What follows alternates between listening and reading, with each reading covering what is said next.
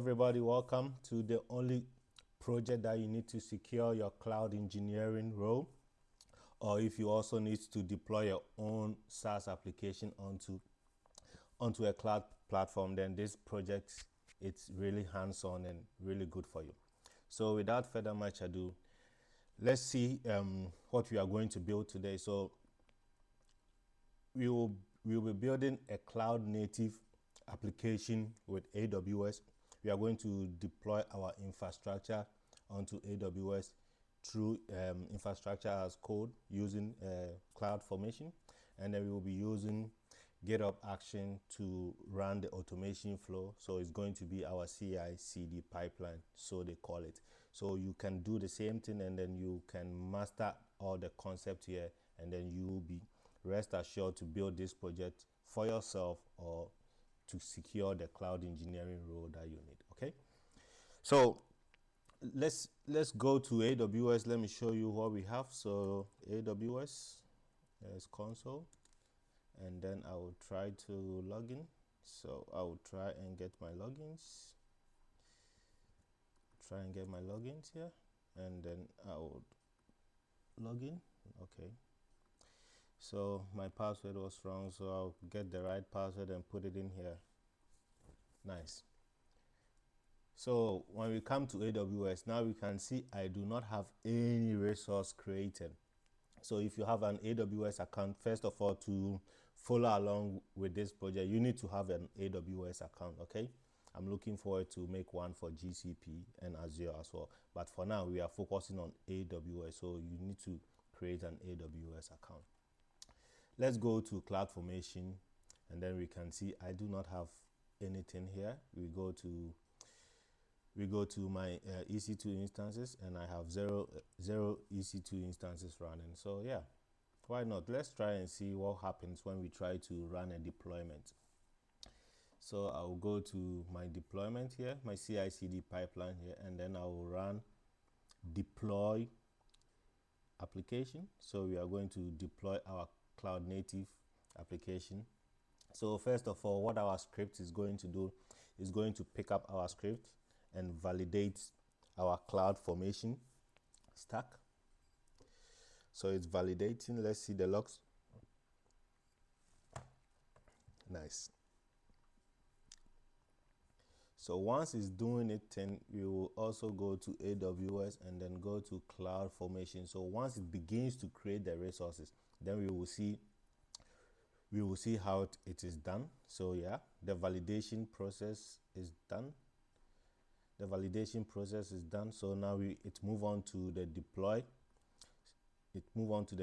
Process. So now it's deploying our application stack using CloudFormation templates. Okay, so don't panic. The very first time I heard about CloudFormation, I was, this is very tedious. You know, I'm always used to Terraform, and now I needed to learn CloudFormation. But actually, after learning it, it's very powerful if you know how to use it. Okay, so let's see if our stacks have started creating. Now we can see that our stack have started creating. So it's going to create and deploy our application for us. It's going to build an application, build a database, and deploy our application using an application load balancer, so we can be able to access it on the internet. Okay, so it will take time. With the deployment. So without further much ado, I'm just going to go ahead and then we can start our project. Okay, so let's go to VS Code. Now we are in VS Code, so we need to have a project folder. Okay, so I will create one. I don't know what we should call it. Maybe you can leave a comment in the description down below what we should call our project. Okay, I'm going to call it CloudFormation Stack.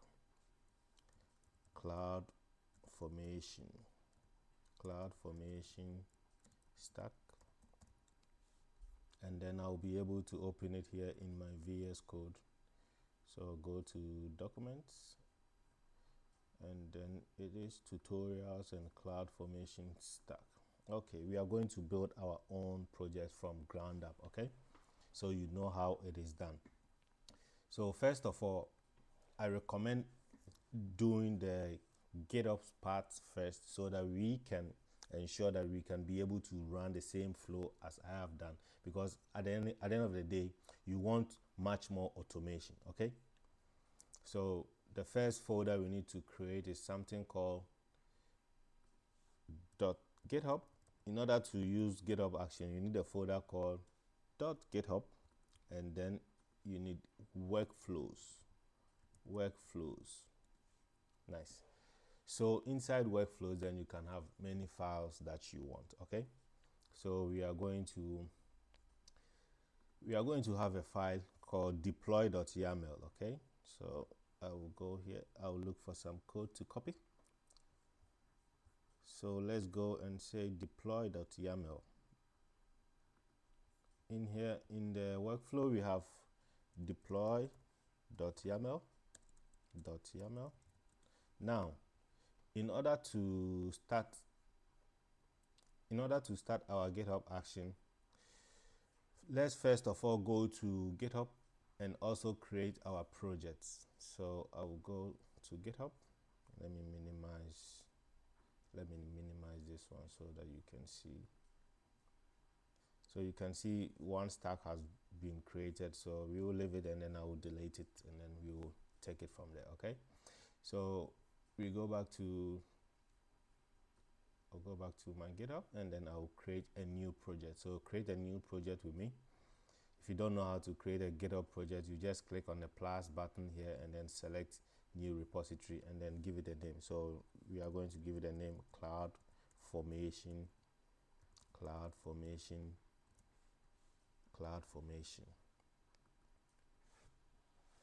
And you can choose to give it a description. I won't do this for now. CloudFormation stack. Okay, no space. Or I have to choose the owner. So I choose myself and then I'll create this project. CloudFormation stack. Nice. So we need to, let's go to our VS Code and then we need to push our first code to GitHub, okay? So I will also create a README file. Always need to create a README file for all your project, okay? README.md file. So we always need a README.md file. So we will just name it CloudFormation stack project, whatever name that you want, okay?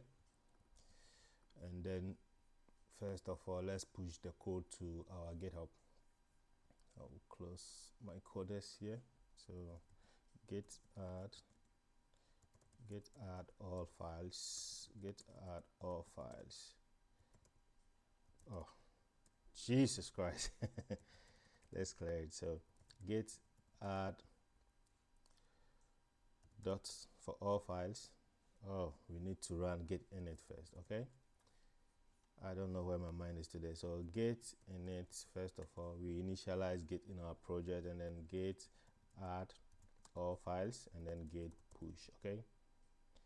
So git branch -m and then I will say master, and then we have to add the repository, the remote repository, git remote add, and then again we also push it to the repository, okay? It is going to be, if you go to, let me minimize. So if you go to GitHub, you already have all those commands that you need to initialize your project with GitHub, okay? So it is going to be this one. So git push, and then we won't say main, but rather we say master. So spec ref did not match any of the push. We forgot a commit message. Okay. So we missed one step. So we initialize git add git commit -m, and then we will say project setup. Yes, git push master now. Okay, so git push origin, git push -u origin master. Then now we can push to GitHub successfully. Okay, so yeah, sometimes this can be very tricky, but yeah, once you keep on doing it, it will be very easy for you. Okay, so let's go to GitHub and see what's happening now. So we can see in GitHub we have our first file on GitHub. Okay, so our GitHub action did run, and then we got an error, so no event triggered. Nice one. Okay, so what do we need in a GitHub action file? You decide what is going to be in your GitHub action file. Okay, so we decide what is going to be in our GitHub action file. Now we can also see the AWS stack is creating all the resources. Nice. So let it create, and then we will delete it afterwards. Let's go back to our GitHub repo and then go back to VS Code. Go to VS Code. Nice. So what do we need in our deploy.yaml file? Okay, so inside our deploy.yaml file, we are going to just write some GitHub action code. Okay, so first of all, we need the name, and then we need on which actions that we are going to take. So name, and then we are going to say CloudFormation stack deployment. Now the next thing is we need on. So on which action should GitHub run this command? So on push command, and then on which branch? So we don't have main branch, but we have a master branch. Okay, so we have the name, and then the on attributes, then on push branch. Okay, we also want to add in the on pull requests. So on pull requests branches, and then we select the master branch. Now sorry about that. So now we also need to do some actions. So we will go for workflow dispatch. So workflow dispatch, and then with workflow dispatch, we are going for inputs. So this is the action that I did, that we are able to select deploy, because we will need one for deploy and we will need one for delete. So in case you want to delete your resources after creation, and I recommend we're going to delete after we are going to delete our resources after every creation, so that we don't get billed for it. Okay, but if you have money to throw away, then you can let it run a little bit more. Okay, so inside GitHub dispatch, then we will have actions. So we need an action. So I'll copy some commands here, and then I'll bring it here. So we need the action. So the action that we are going to take, we are going to add a description. What do you want to do? And then require true, and then we are going to give it the default deploy, and then type choice, and then the option is going to be, we are going to have two options. So we have one for deploy, and then we have one for destroy. Okay, it is going to come in handy later on. Now the next thing is we need to set the environment for the workflow dispatch as well. So you need to know a bit about YAML file. So I forgot to tell you about that, but probably if you are here, you are used to YAML file already. But for someone who don't know, remember your indentation is very important for a YAML file. Okay, so when you see this one, workflow dispatch, and then we have the inputs, which means this is an array, so it can contain many other things. Okay, so now we will come here again, and then environment. So now with the environment, we need environment. So the description, we need again the description, the required, the default, the type, and options. Again, I'm going to just paste some code here. So I believe we are done for now. So my indentation is wrong. I need to ensure that I get my indentation right. So it's going to be with the actions. So my indentation was wrong. I need to get my indentation right. So we go on the actions and then paste it here. Okay, nice. Mapping, same column. Let's do a quick fix. My indentation was wrong, so I will indent it correctly now. So like I just said, please remember your indentation. So with the environment tool, we are going to give it a description. Environment, environment to deploy, require true, and then the default is going to be dev, and then the type choices that we are going to select from is going to be dev and prod. Okay, so now the next thing we need to do is also set some environment variables for our GitHub action. It is very crucial to do this, because if you want to be able to refer the environment variables, then we need to be able to set them. So what I like to do, we need to put it on the same level as the workflow dispatch. Okay, so it's going to be env. We are going to have the environment variable, so env, and again the indentation is very key. Okay, again the indentation is very key. So I'll copy this one, and I don't know if I'm able to move them. I'll cut it and then I'll paste it here. Oh, yeah, let's indent it right. Okay, and then we'll be able to do it right, I guess. Again, we have problem with the indentation again. Okay, let's try and do a quick fix. Let's do a quick fix. So the indentation again is wrong, but again I believe we need to do it here env. Exactly, we need to do it here env, and then we can set in the variables here. Okay, so yeah, it's a bit tricky, but we will get it done either one way or the other. Okay, so I'll copy some variables here, and then I'll put it here. Yes, so what do we need? We need one for AWS region. The region that we are going to create our resource in is very crucial.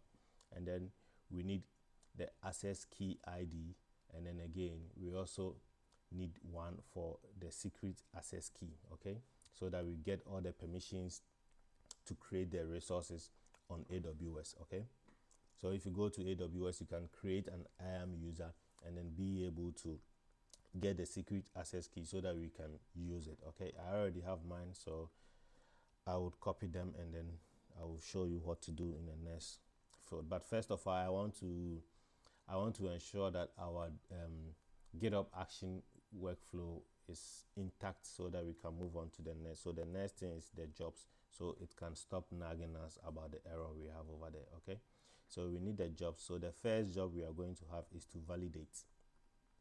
So what are we going to validate? We are going to first of all validate our work. So the basic step we are going to do here is we are going to tell it on which system it is going to use. So we are going to select the Ubuntu latest, and then the next thing is we have to give it the steps. Okay, so in the jobs, you give it the name, and then you have the runs on defining the system that it needs to run on, and then you can define as many steps as you want. Okay, so always the first step is to check out the code, check out source code. Nice. And then we are going to use GitHub Actions checkout version 4. Okay, so if you don't know where to find this one, now our YAML file is clean. So for now, if you don't know where to find this one, go to GitHub Markets, GitHub marketplace, yes. And then click on this link. Let me minimize my system here so you can see. Yes, so GitHub marketplace, and then you'll be able to search for GitHub actions or actions. GitHub actions. What was the name? Let's just copy it, and then you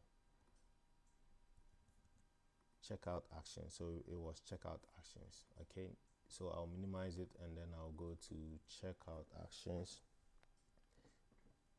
checkouts.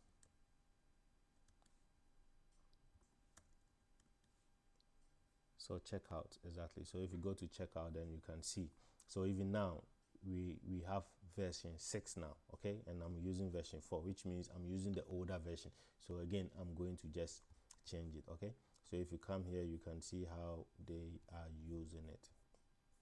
This is the documentation for how they are using it, so you can see how they are using it. Okay, so we have checkout with version 6 now, so I'm going to use checkout with version 6 now instead of using the older version.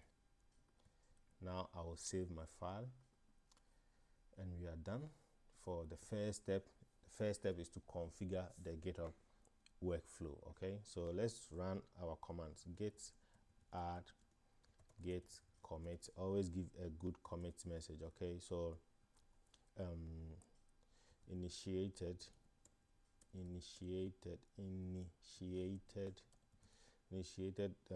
GitHub actions workflow. Please always give good commit messages so that your teammates can know about what you did. Okay, and then git push. So now let's go to our GitHub action and then see what is happening in there. So I'll let's go to our browser, minimize the VS Code so you can see my browser. Boom, now we can see we have successfully initiated a GitHub workflow. Nice. So that's all you need to do. So this is your first step in learning about CI/CD pipeline. Okay, it is all about automation. Okay, so now we can see that our system has completed. So now all I need is to get some command, and then so that let's see if we can get it. So it was application load balancer, application load balancer,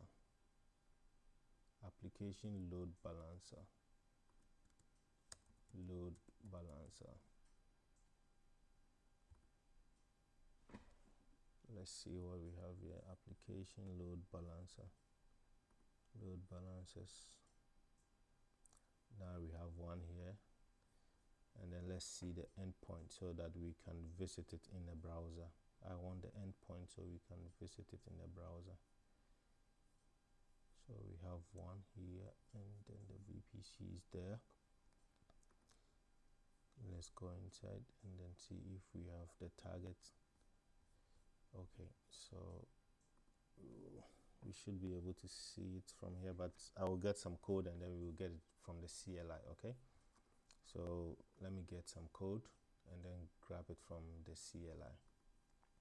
So once I have my command here, I will just paste it here, and then it will just fetch me the output that we can visit. So yeah, this is it. So go to your browser. First of all, let's minimize our VS Code so you can see my screen. So I'll go here, and then we can see. Let's run it, and then let's see if our application was deployed successfully. Okay. We have problem. It should not be HTTPS. It is HTTP. Okay. Yes. So now, yes, we can see our application is running successfully. So now, with just one simple step, we are able to deploy our infrastructure and then also deploy our web application onto the infrastructure. Isn't this beautiful? Because imagine let's say if you have an application that you want to you want to create in peak hours and take it down when traffic is low, you can just use infrastructure as code through CloudFormation to just deploy your applications whenever you need it. Okay, so yeah, now that we see it is working, let's see how we can take it down. So I'll go back to my already made project. So go to the GitHub actions and then I will take it down. So let's go to actions and then let's try and take it down. So we are on the main branch, and then what do we want to do? Like we said, we want to destroy this time around, not deploy, destroy. And what do you want? Which environment do you want? Is it dev or is it production? Okay, so that's why we use the run actions. Okay, so I'll run workflow now. And now it's going to validate, and then it's going to destroy everything for us automatically. Okay, that is going to be very beautiful. So now that, let's go to CloudFormation and see what is happening there now. So now we can see delete in progress. So now that's it. So this is what we are going to have at the end of this project. Okay, so let's go back to the code and focus on getting it right. So before we start to code like a maniac, we first of all need to get one piece right.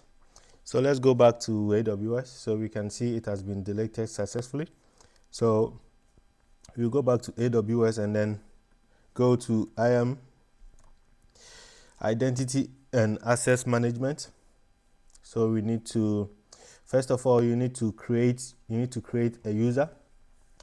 You need to create a user and then create the security credentials for your user so that you can get the secret key and then secret access keys. Okay, this is very important for our project.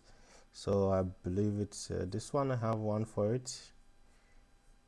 Secret key, last accessed. Yes, and then I have you can give it administrator access, but for this project I just give it administrator access. But when you are using it in your production stack, please remember to add all the permissions that you need. Okay, you can define all the permissions and then attach it to your user. Okay, so my security credentials, and then manage console access. No, okay, so yeah, access keys. I have access keys here. Yeah, access key and then the secret access key. Nice. So this is where you can create your access key as well. So you can create access key and then select command line interface and then follow the prompt. Just go to next, say you understand, and then go to next and then give a description and then just create it. Okay, I already have one, so I won't be creating more. So once you have those, we need to go into GitHub. So we'll go into our project. Let's find it here. So CloudFormation stack. So once we are in the CloudFormation stack, then we go to settings for the GitHub. So whatever the project is, ensure to go into the settings and then look for something called secrets and then select actions. Now we can see we do not have any secrets here. It's not this one, it's not environment secrets. Okay, it's repository secrets. But this is very useful because again, when you use this, you won't be able to see the values after you put after you fill in the blanks here. Okay, so I will copy my secret access keys and then use it here. So I won't be sharing this with you. I will take this off screen and then I will be back when I'm done. Okay, so first of all, let's use AWS region and then you say US East 1. Yeah, so yeah, this one you can see but not the rest. Okay, so US is 1, and then I will create my next variable. So my next variable is going to be AWS secret access key.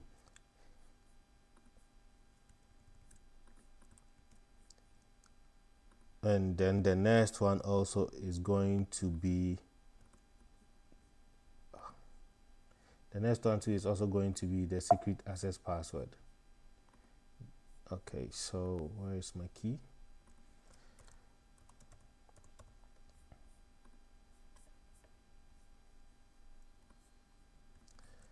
So I'll create again secret access key. We have the secret access key, and then the first one should be the secret access ID. Okay, secret access ID. I copied the wrong one to the wrong place. So secret access ID, and then the next one is also going to be the key.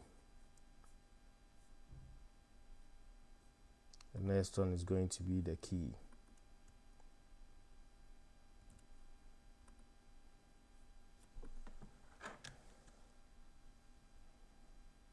Yes, so once you are done, you should have one for AWS secret access key ID, and then you should have one for AWS secret AWS region, and then one for the secret access key. So basically we need this one so that we can do a lot of configuration onto our AWS resource. Okay, so if you're in an organization, then you need to define a user and then ensure to attach the policies and then use it in the secret key. Okay, so once we are done with that, we will move on to the next phase of our project here. So the next phase of our project is going to be doing the main work. Okay, so what are we going to do? Before we do anything else, we need to see the overall architecture. Okay, what we are going to build. This is very key. Don't just start coding. Okay, you need to take a step back. If you need to list it point by point, please list it point by point. If you need to draw it out by hand or using draw.io, you can use that to sketch out your architecture. Okay, I've already made an architecture already, so I will just go to my already made project and then I will show you the architecture so we can talk about it. So what we need to do is to first of all have an AWS account, which we do. And then on the AWS account, we are going to create a VPC. So a VPC is going to be a virtual private computer where we are going to create all our resources into. Okay, so you can, I believe with AWS you have access to create about 6 VPCs. So you can have a virtual private computer where you create all your resources into. So you have one virtual private A and then one virtual private B. But this project, we just need one VPC. Once we have the VPC, we also need an S3 bucket, and then we need a user. You know, the user is going to be you because you are the one who is going to put in the code with your colleagues. So once we have our S3 bucket, what do we need inside our VPC? First of all, we need to do the networking aspect. I know you don't like the networking, but yeah, we all didn't like it, but we still need to do it because if you don't get it right from onset, your whole architecture would not be meeting standard and be prone to security risks. Okay, so you just need to be able to do it right. So with the network, we need a public subnet. So we are going to have a public subnet, and then we are also going to have 2 private subnets. So 2 private subnet, one is going to be for our application subnet, and then another private subnet is also going to be the database subnet. Now, in the public subnet, we are going to have we are going to create 2 subnets. So we have public subnet B and then public subnet A. With the public subnet, they are going to handle the network, the NAT gateway. We will have NAT gateway A and then NAT gateway B. Why are we creating 2 resources into each subnet? Because we are trying to build a resilience architecture. So in case tomorrow if A is down, we should be able to use B. Okay, and then our application load balancer is going to live inside our public subnet. Now the private subnet is going to host our main application. So inside there we will have a subnet B and then a subnet A again for the application. So app subnet B, app subnet A.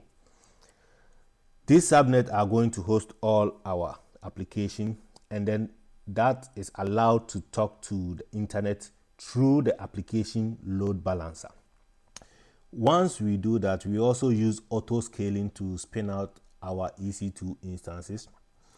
And then when we use auto scaling to spin out our instances, we will be using 2 instances at a go, because for resiliency sake, we need to ensure that we have two resources, depending on your criteria, how resilient you want your application to be.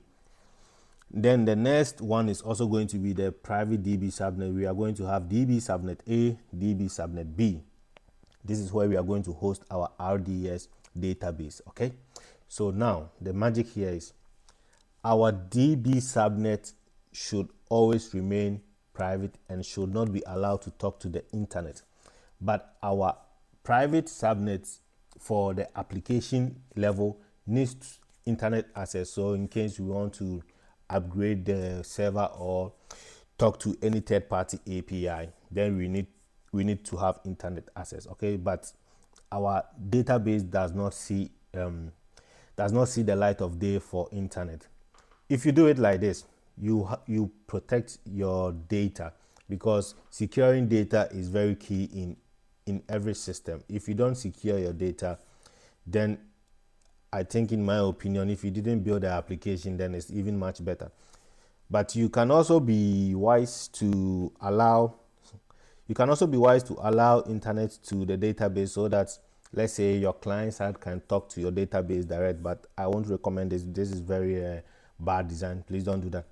So let clients go through your web server, and your web server has access to talk to the database. Okay, so once we do that, the database is also going to use the secret manager, because we are going to have credentials, so we need to safeguard them in a secret manager.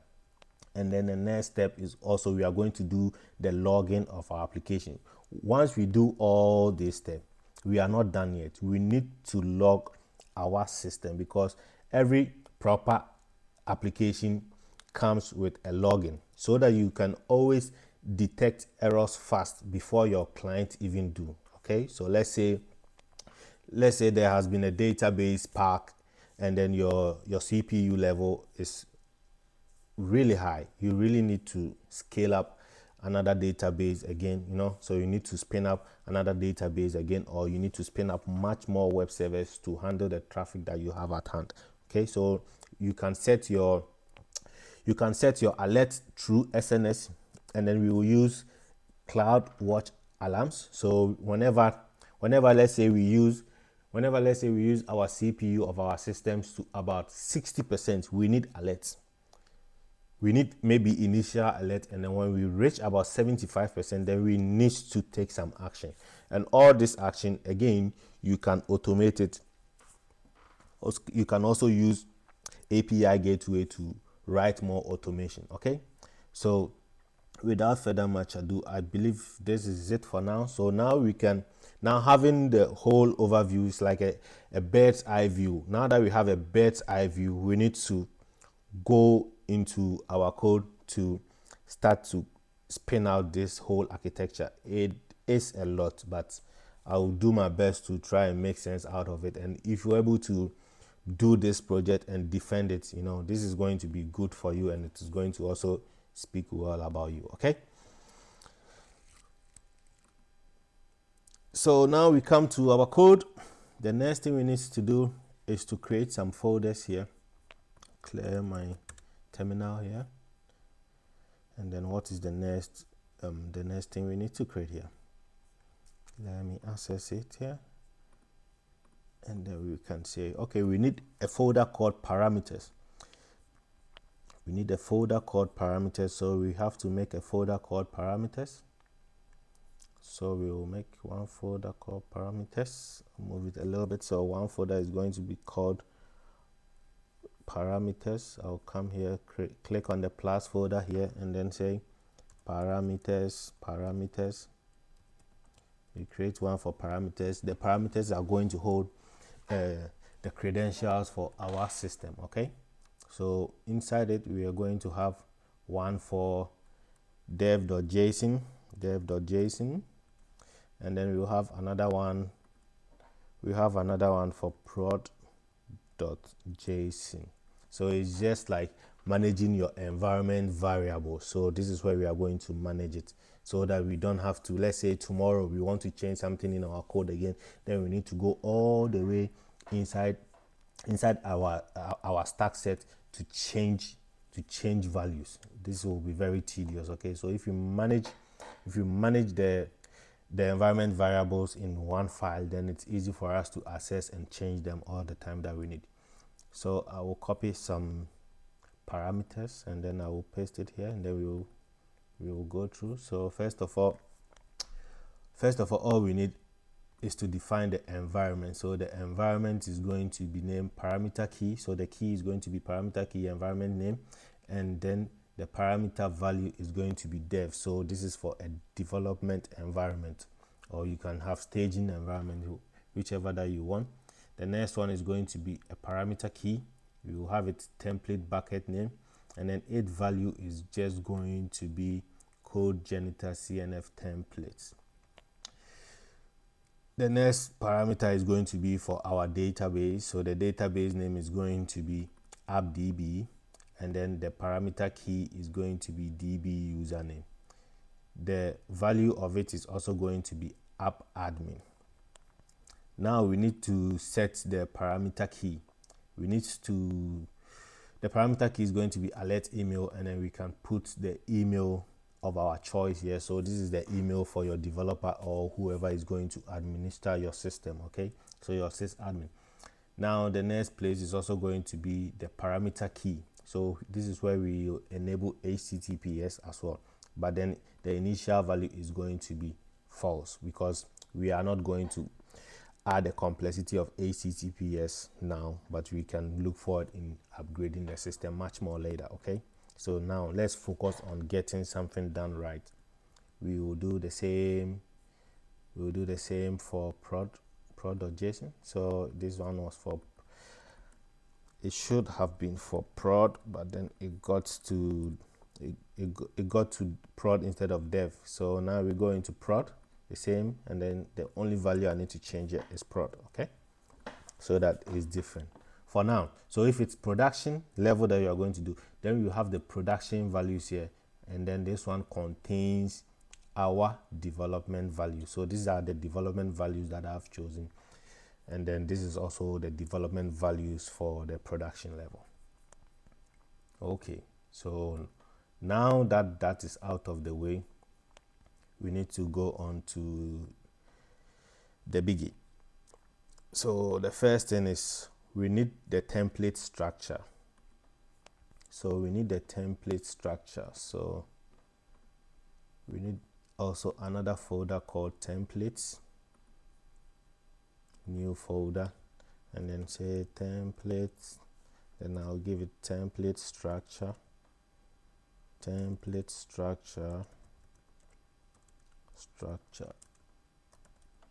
yes.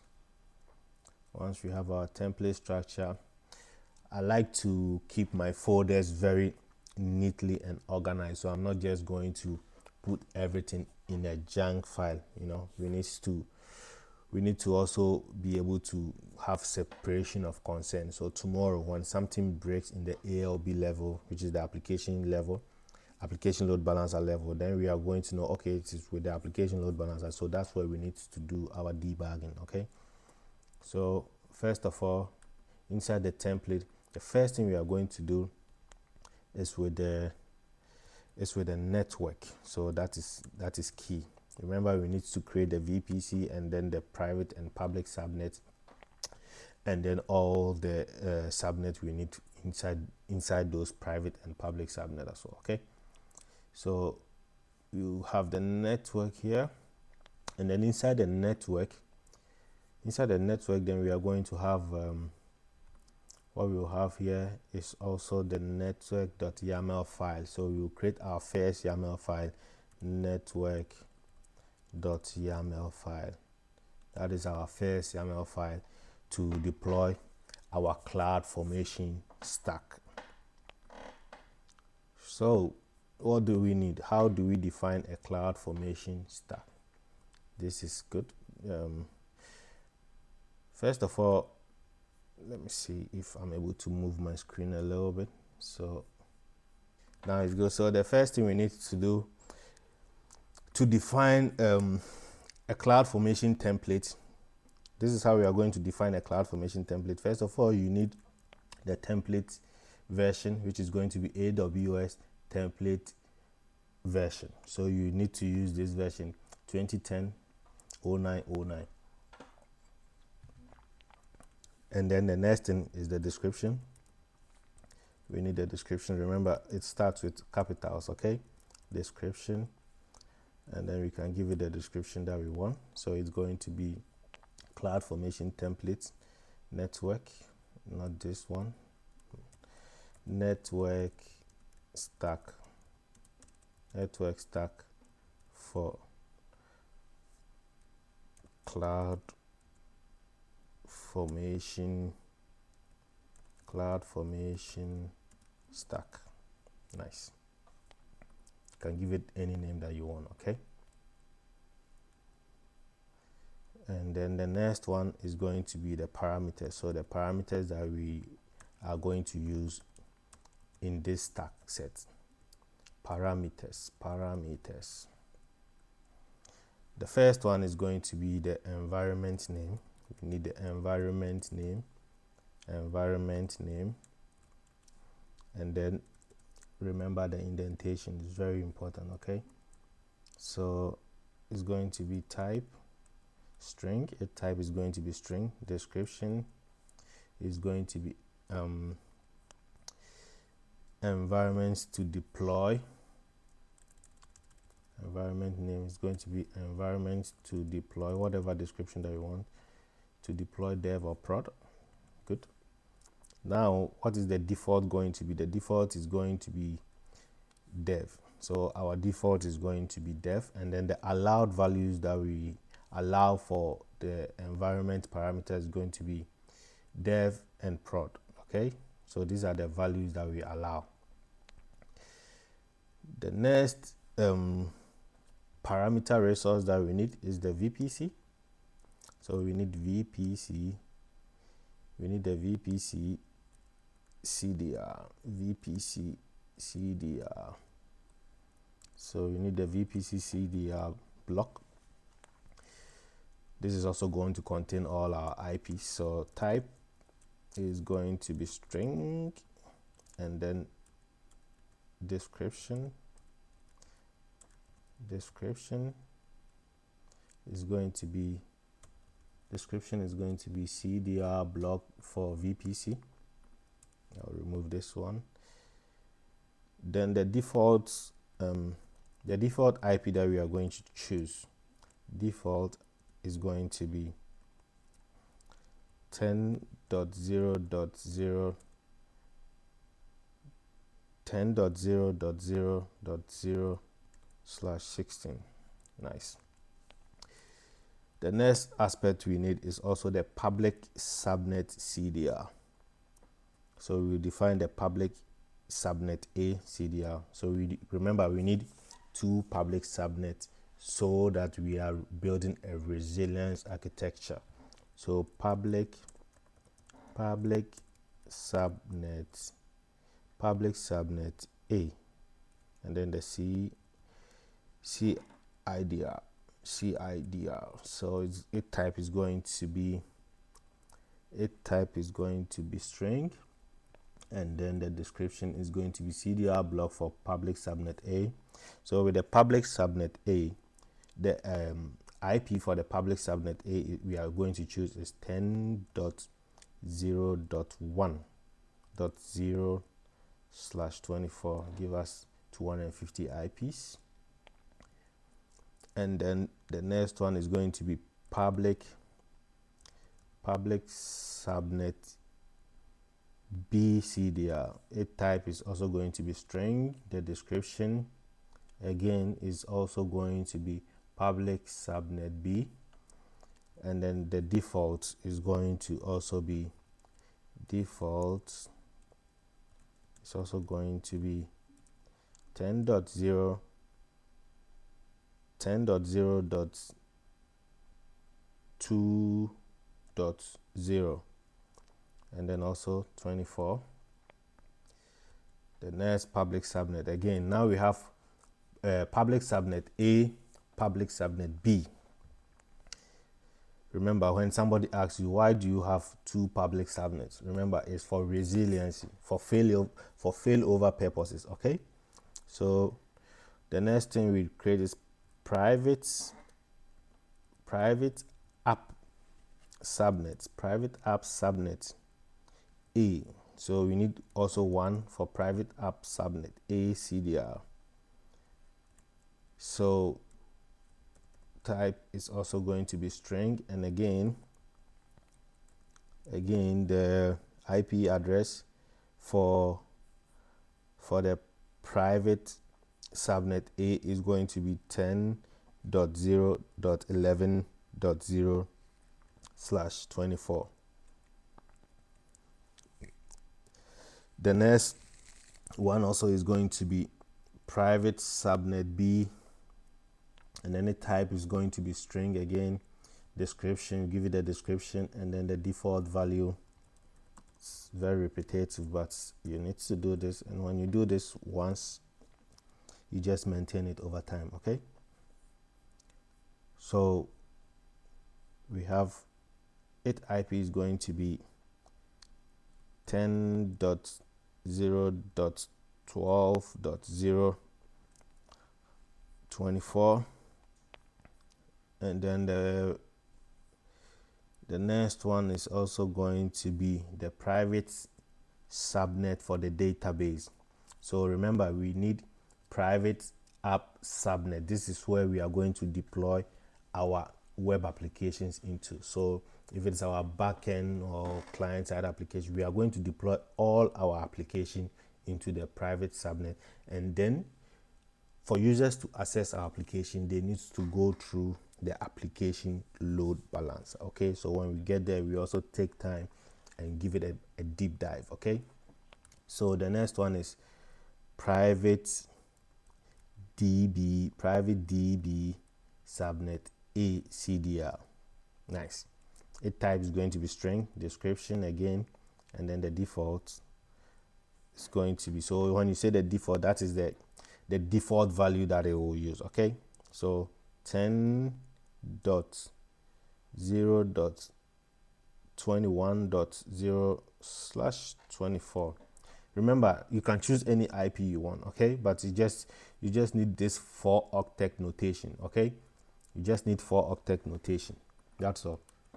The next is going to be, so we have for private DB subnet A. I hope you can see. Let me check and ensure that you can see.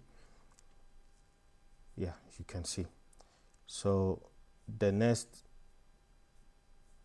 task is going to be with we need one with private, again remember capital letter first, private DB subnet BCDI block. That is going to be type string, and then the default value is also going to be 10.0.0.22.0/24. okay, it means we are going to get 250 IPs. Remember, you need to try and do this so that you can get the understanding. Don't just copy the code and then say you are done. Okay, it's a hard work. You need to go through it, try to get the understanding, and also remember to use ChatGPT if you need much more clarification on each step. Okay, so going forward, if there is anything that we need to get help from AI, we will just use ChatGPT to come fast. Okay, because I have coders that I build with, but usually to learn faster, it's much better when you do it one by one and then try to clarify whatever doesn't make sense for you. Okay, so the next area we will move on to is the resources. Remember, indentation is very key. The resources needs to be on the same level as this one. So those are the resources that we want to create. Now, these are the values that we are going to just refer to. These are the values that we are just going to refer to. But over here is the resources, that we want to create. Now, in order to create these resources, the first thing we need is the first resource that we are going to create is the VPC. So VPC. Inside the VPC, we will have one with type, and then the VPC type is going to be AWS. And this is how we call the resource. Okay, so if you have the AWS plugin installed in your VS Code, it will just suggest you the format. So colon EC2 colon. What we need is a VPC. It's suggested it for us here. What is going to be the properties for this VPC? So properties for this VPC are going to be, first of all, indentation is very key.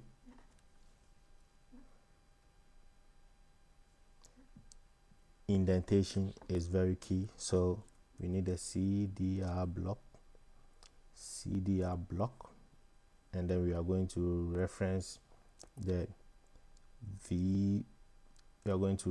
so ref, and then there is going to be VPC CDR.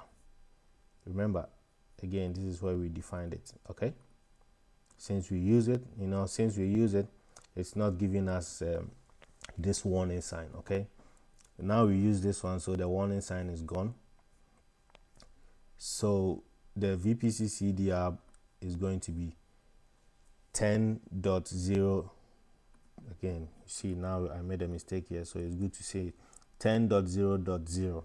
So this is the whole network interface that we are defined, and then inside that we will have two subnets. Okay, so we have two subnets for the public facing, and then we have also two subnets for the application level facing, and then two subnets for the DB layer. Nice. So the next phase we will go on is the next property we will define is going to enable DNS support. True. So that we can use hostname. We can use hostname to talk to our applications. Okay, instead of relying on the IPs.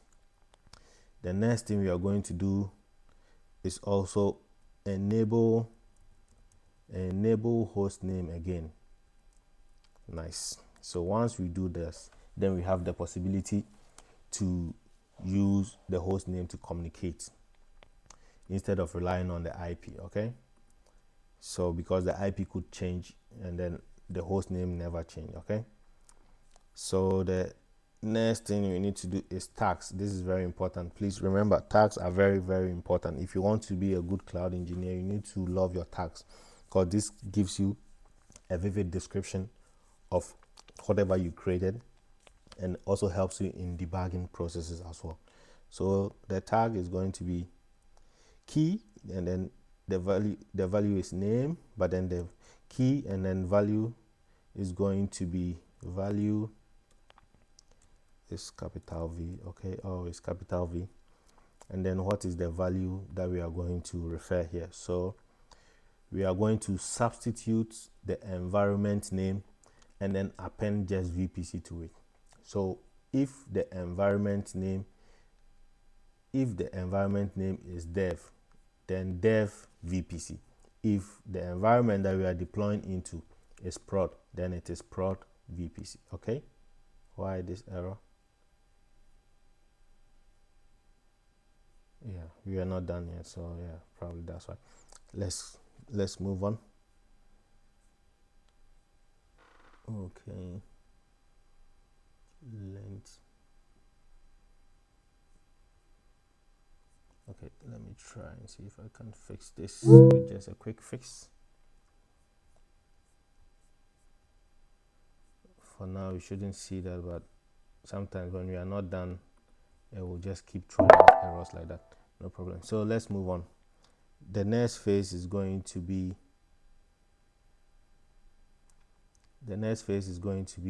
yeah, you can see the error is gone. So yeah, there was actually nothing wrong. The next tag is going to be key, and then its value is projects. And then what is the value for this?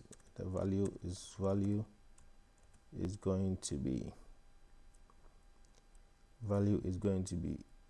CloudFormation deployment. That's it. The value is going to be CloudFormation deployment. That's it. The next thing we need to do, we need to define the internet gateway. So we need to define the internet gateway. Again, you make sure we are on the same level. So internet gateway. Again, why are we getting this error?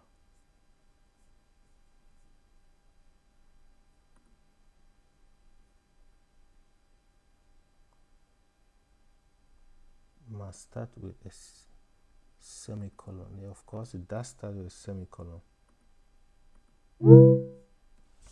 Let's try and give it a quick fix here because it shouldn't be like that. Okay, so what did we do wrong here?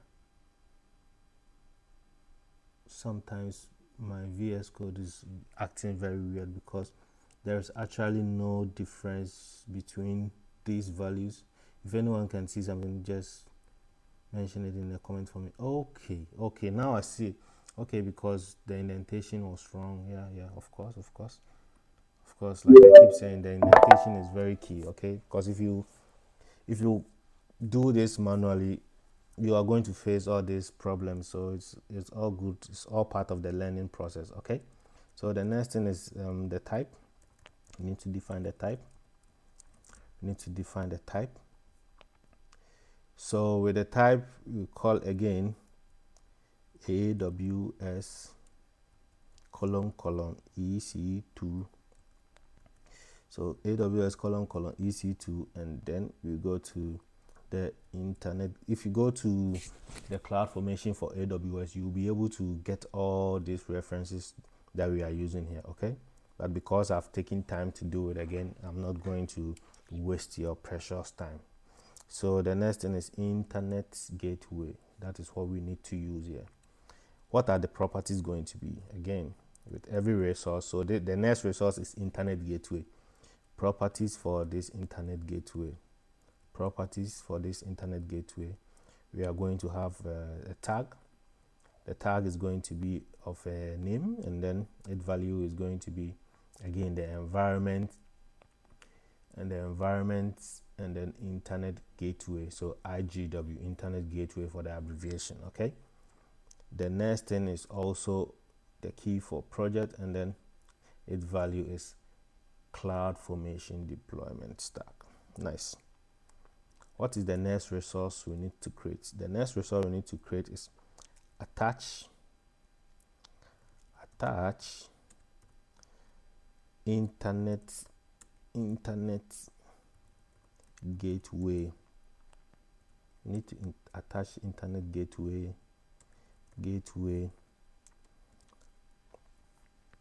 So again, the type is going to be of AWS EC2 VPC gateway attachment. And then the properties are going to be of we don't need the VPC ID here. The properties are just going to be of tags. Let's say tags, and then the name.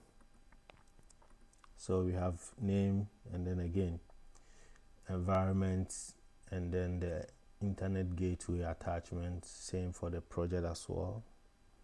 That's good. Again, another error. Another error.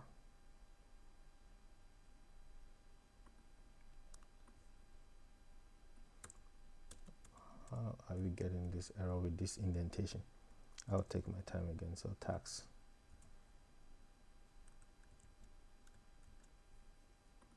Okay. So we have for properties. Let me just try and copy and paste here. So we don't attach internet gateway. So for now, I'll just remove this one and then paste it here again. Yes. So we are just going to use the VPC gateway attachment, and then we will reference the VPC ID. So this is the VPC. What is the VPC ID? So we are just going to use the VPC ID that after we create the VPC, we will get the VPC ID, and then we will use it in the attachment. Good. So we will reference the VPC and then we take the ID. So the internet gateway is going to be attached to this VPC. Yeah, this is a very tedious part that we are fixing now, but we do it once and then we are done. The next part is going to be, the next resource is going to be public subnet A. So with public subnet A, so its type is going to be AWS EC2, and then the type is going to be subnet. Then the properties are going to be, so the VPC ID, again we need to reference the VPC ID. So the VPC ID is going to be ref and then VPC that we just created. Okay. The next property, remember again the indentation. Okay. This my auto indentation is very bad. So VPC ID, we will use VPC ID that we just created, and then the next property is going to be public subnet A. So we have VPC ID, we need the CDR block for this one. Is also going to be reference the public subnet CDR A, the one that we just created. So we reference the VPC CDR. So this one, public subnet A CDR, that's the one that we just created. Boom. So what more do we need here? We also need the availability zone. So with the availability zone, we are just going to select the first availability zone for this one. We are going to select the first availability zone for this one. Okay.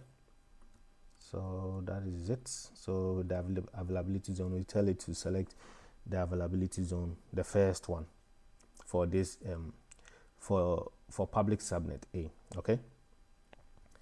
So once that is also out of the way, we need to map public IP on launch. We set it to true. The next thing is to give it a tags.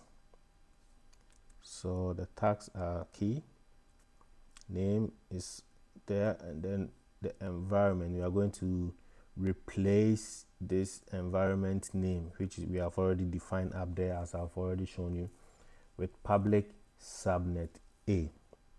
Okay, with public subnet A. Nice. We do the same for projects. The key is going to be environment. So which environment we have it, and then the environment name. and then another one for the tier. Let's give it a tag. You can give any tag that we want. Okay, tier is going to be public. So yeah, we're done.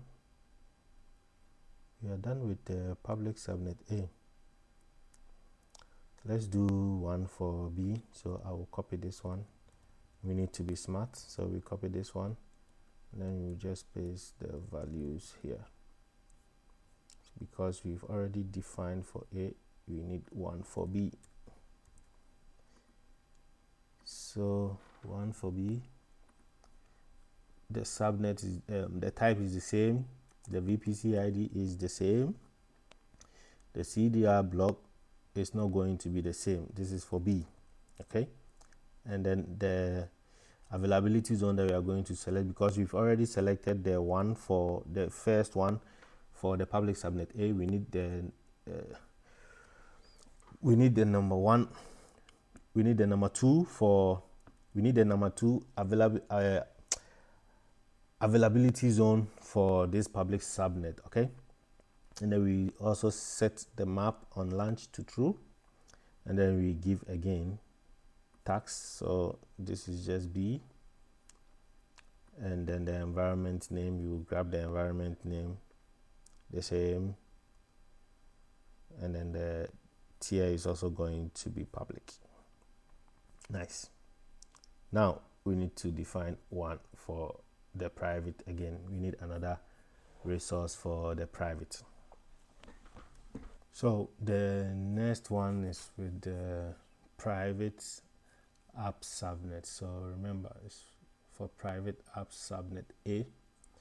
We need the type is also going to be the same, and then the properties we are also going to use also the same.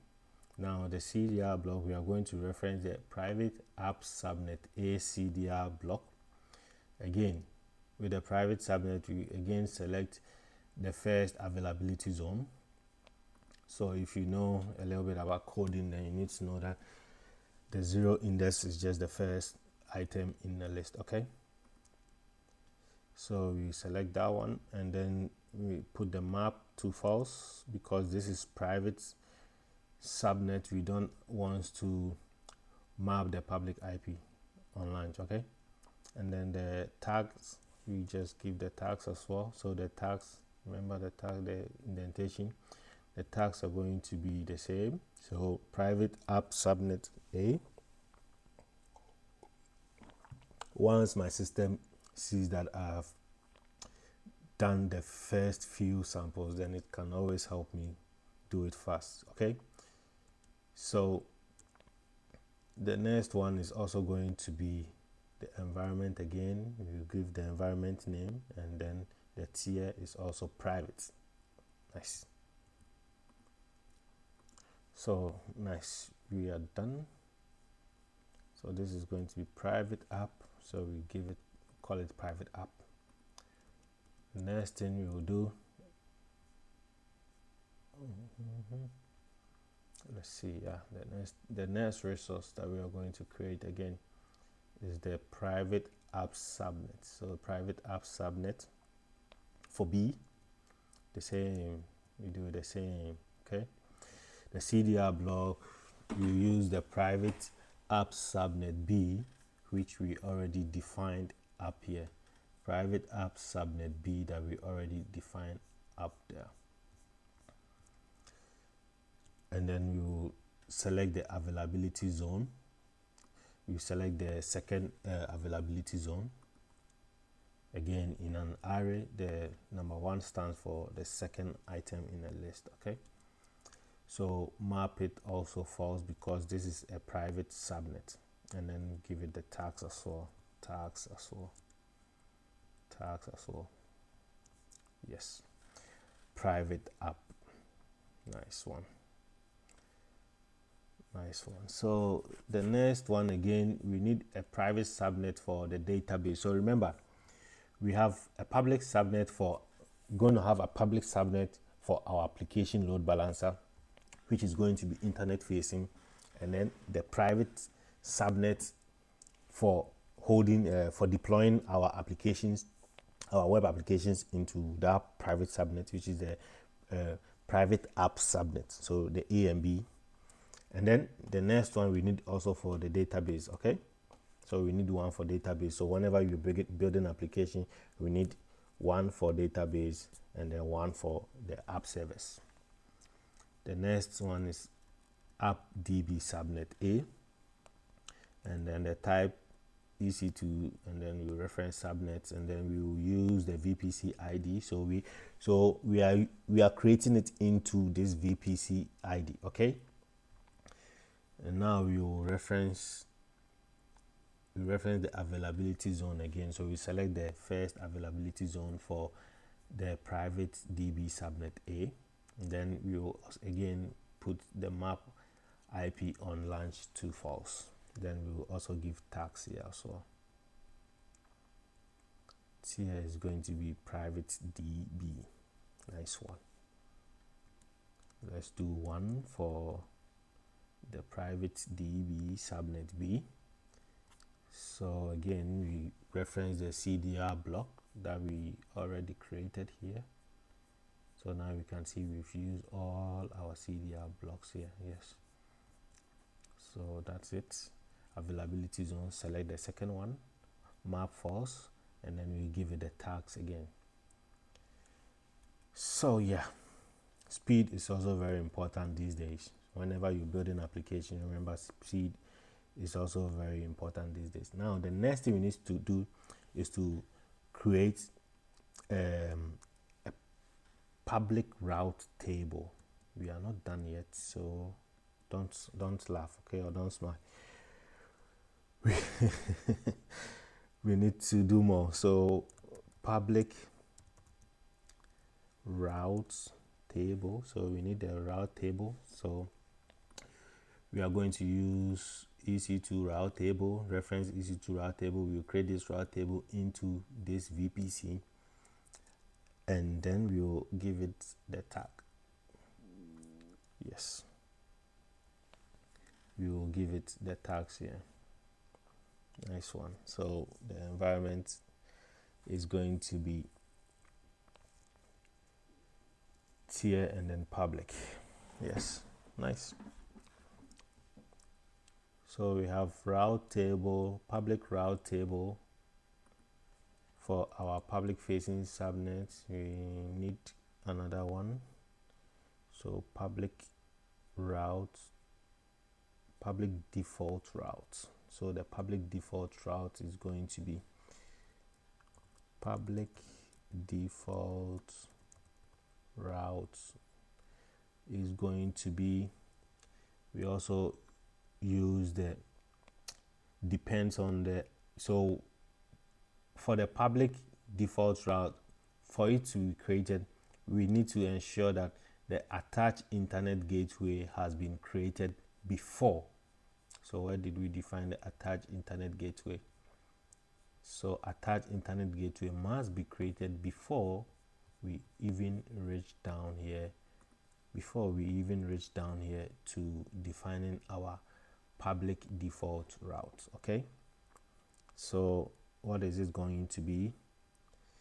Public default route, the properties are going to be the public table ID. So this is the public table ID we just created up here. We need the default gateway for the public route. So we are referencing the public route table we just created here, and then we will say the destination to be all over the world. Okay, so all over the world, so it's 0.0.0/0. Okay, so our public internet, because we want people all over the world to be able to reach our application, so we need to allow that. Now the gateway ID, so gateway ID, the gateway ID will reference the internet gateway that we just created. So again, we created an internet gateway, which is here. So that is the value that we are referencing. We are referencing down here. Nice. So I'll move on to the next phase. Is going to be public subnet route association. So now we need to create the association as well. Public subnet route association. So public subnet route association. Nice. So it type is going to be type AWS EC2, and then we will use colon, okay, remember colon, AWS colon subnet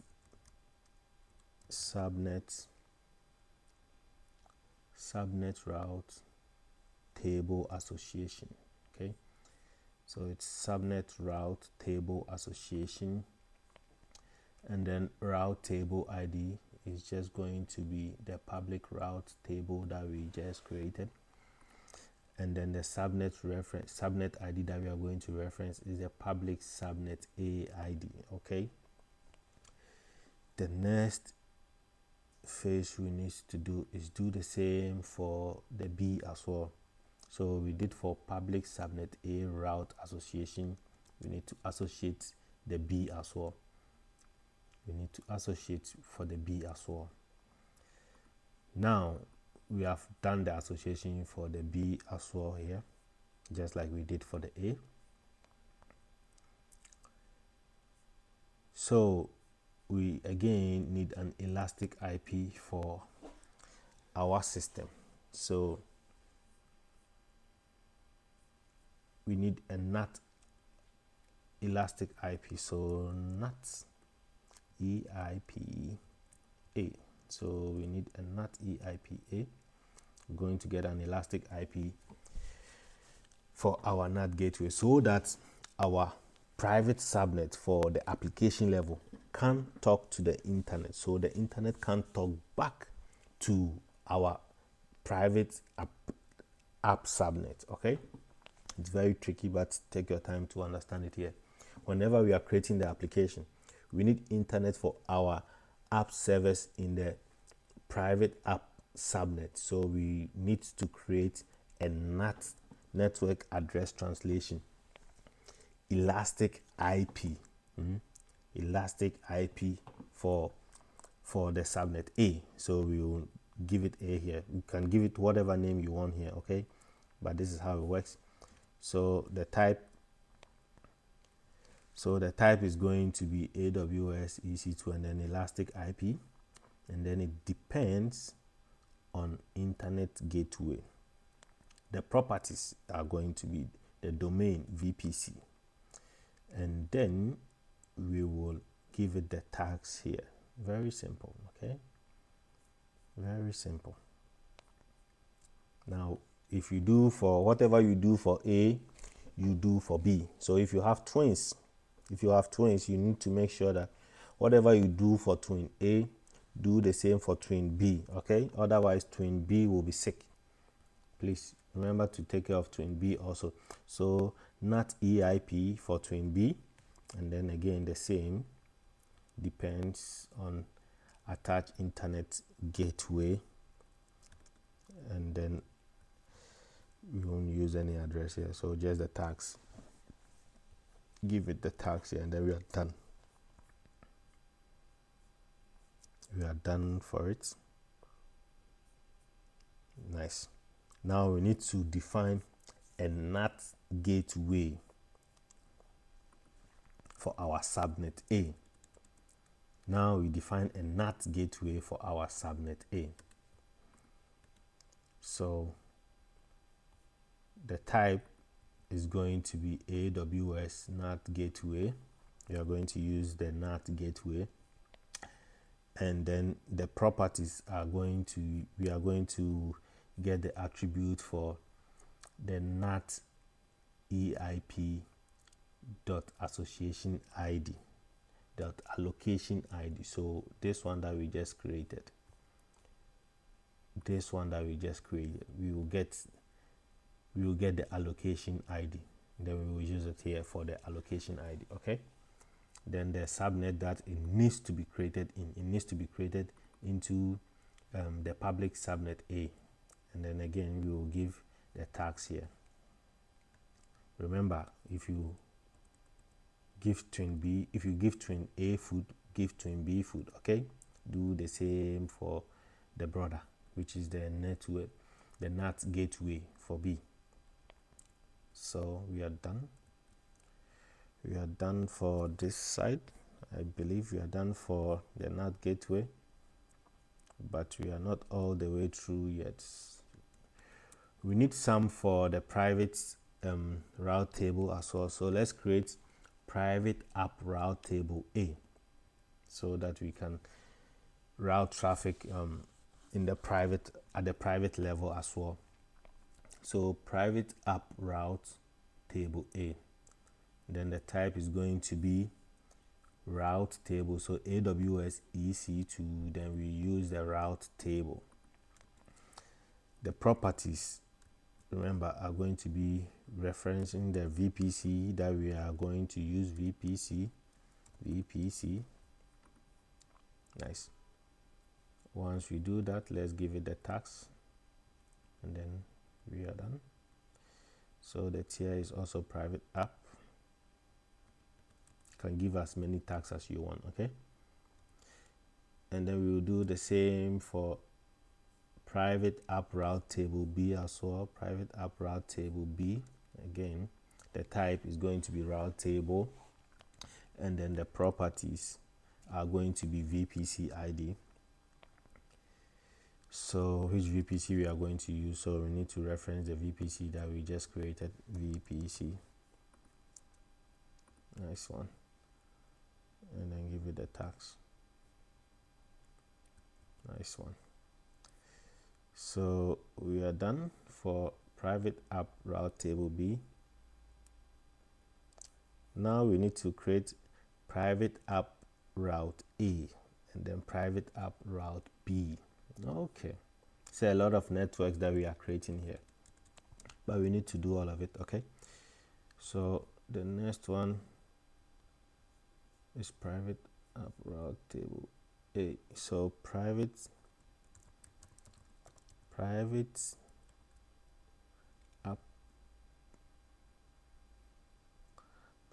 app route A. So AWS, we are going to use the EC2 route. So AWS, reference it by AWS EC2 and then route. And then what are the properties going to be? So the properties are going to be private route table A, and then the destination IP is going to be .0.0.0/0, so that we can get internet. Okay, now the next one is going to be the NAT gateway ID that we just created. So we reference the NAT gateway ID for A. The next thing we need to do is to create for B as well. So whatever we do for A, we do for B. Whatever we do for A, we do for B as well. Whatever we do for A, we do for B as well. So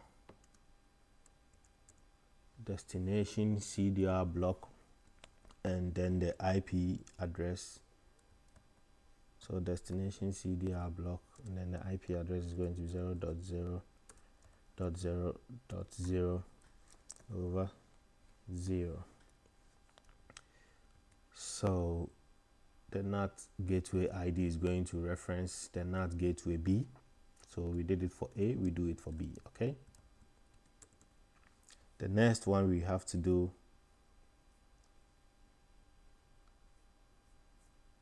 is also private app subnet association. Okay, promise this is the last two we need to do, then we will be close to bringing it to an end. So we will do private app subnet route association, and then the type is going to be AWS EC2 private route table association. Nice one.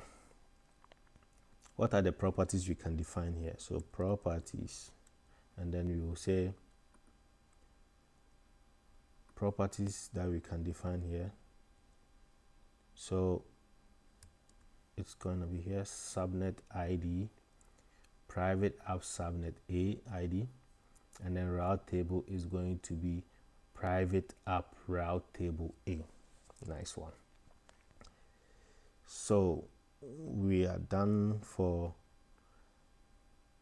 private app subnet A route association. Again, do the same for B. Do the same for B. Nice. So we are done for B. And then we are done for B. So once we are done for B, then we need to we need to get the output. So outputs, this has been tedious. So we have to output it so we can reference them. Okay, so we are building stack upon stack upon stack. So always whenever we build anything, we are going to bring out the output. So the outputs, so VPC, when we create the VPC, we need to output it. So VPC ID, I will just copy and paste here so that I don't waste so much of your time. This video is going to be very long, so remember to get something to drink. Okay, so it's going to be the VPC ID, then we will say destination, the description is VPC ID, the net value is going to be the VPC we created. Now export name, then we are going to substitute the environment name. So if it's production or dev, then we use dev, and then the VPC ID, that's the name. So yeah, we are done for that one. Then the next thing we created was for public subnet. The next thing we created was for public subnet A ID. So we need to output that one as well, and then we will output it as dev, and then the name public subnet A ID. Nice. Let's do the same for B. Remember, whatever we do for A, we do the same for B. Okay, so if you give A $1, give B $1. Don't give B $2. Okay, give them the same. Otherwise, one will be jealous. It will be like Cain and Abel.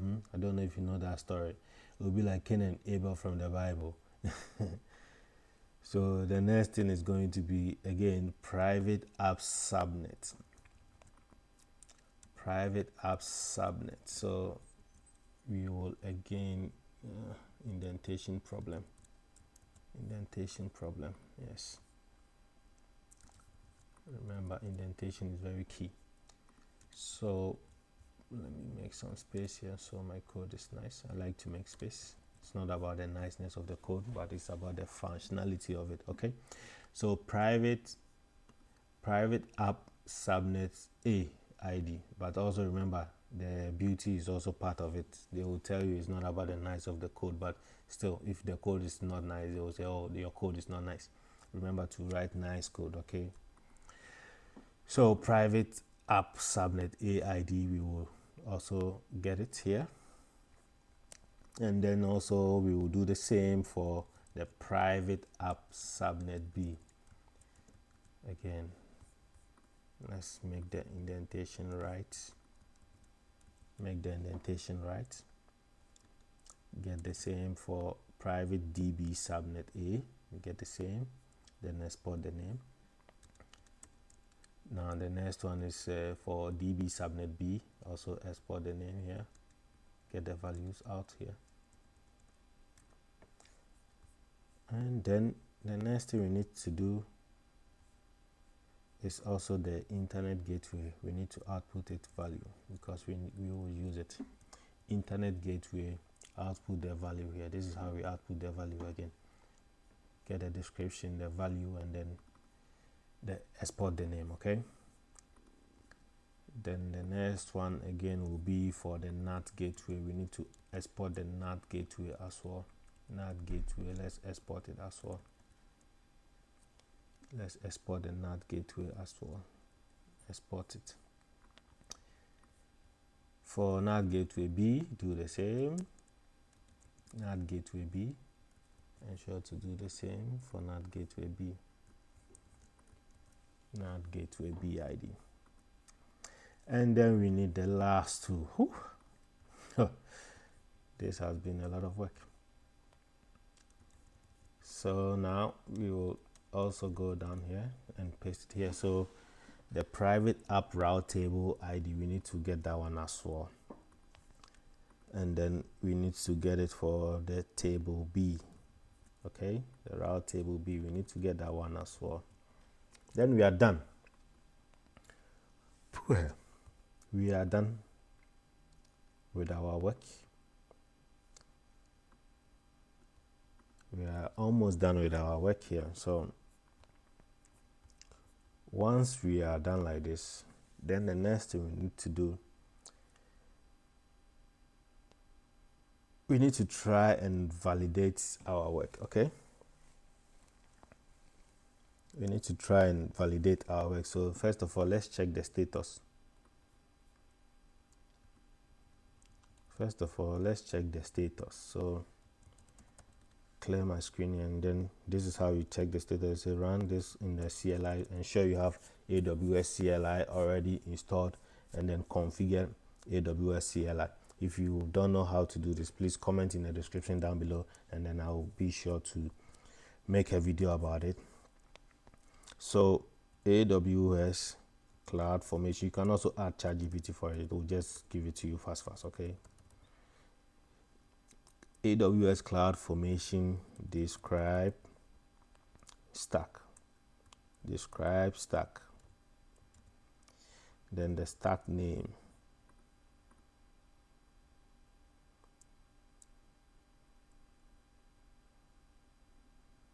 Before we need to validate it, so we need the command to validate before we even move on to create it.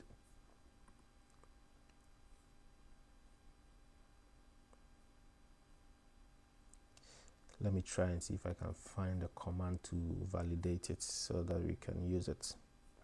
Yes, so now I got a command to validate it, so I will try and paste it here.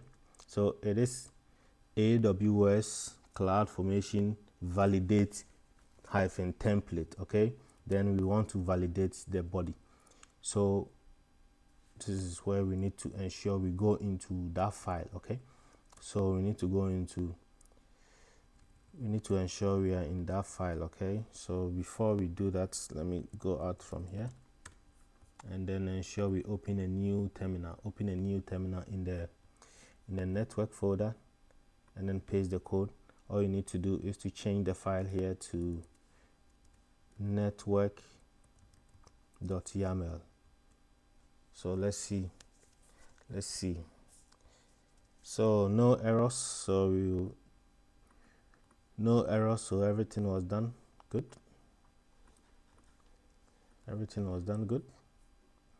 So if validation is done, then all we need to do is to create our resources now. So again, I will get the command to create the resource. Let me get the command to create a resource so that we can try and create it out.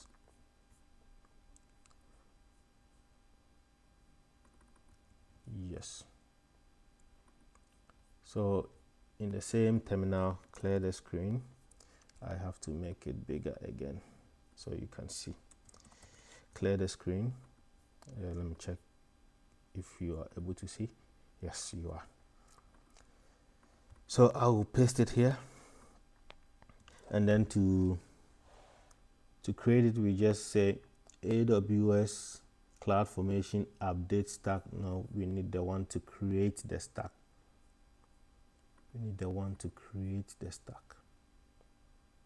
Yes, so we just need the one to create a stack. So it's not going to be update because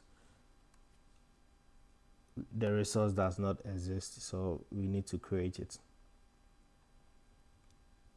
So create stack. Let's see if it works. It seems to have worked. So now we have been able to create our network stack. Let's jump right into our browser to check our work out. So just go to CloudFormation, and then let's see what is happening. Boom. Now we can see it is creating our resource. So now we are creating our VPC and then the network stacks. So you have to give it some time while it does create. So this is the beauty of it. Now we will do it manually, and then going forward, I will show you so that whenever we finish every file, we will just push it to GitHub, and then our GitHub action is going to pick that code and then it will run it for us. Okay, so that is what we are going to do. So now that our resource has been created, let's go to AWS and verify our CloudFormation stack. So I'll minimize this one so you can see the browser. And then I have to sign in again. Let me get my credentials. So now I'm in again. So now we can see that in our CloudFormation stack, we have created our resource successfully. That is very good. That is very good for us. So now that we have created our VPC, so let's see if we go to the VPC. Let's see if we have our VPC there. So go to VPCs. Now we can see we have the default VPC, and then we have the VPC that we just created. So that is the dev VPC. So our network configuration is done. Elastic IPs. Then we have the dev NAT EIP, and then the dev NAT EIP also for A and B. So again, we have successfully created all the resources. Now that we've created it, we want to be able to take it all down again. So let's see if we can be able to take it all down again. I will get some command and then take it all down again.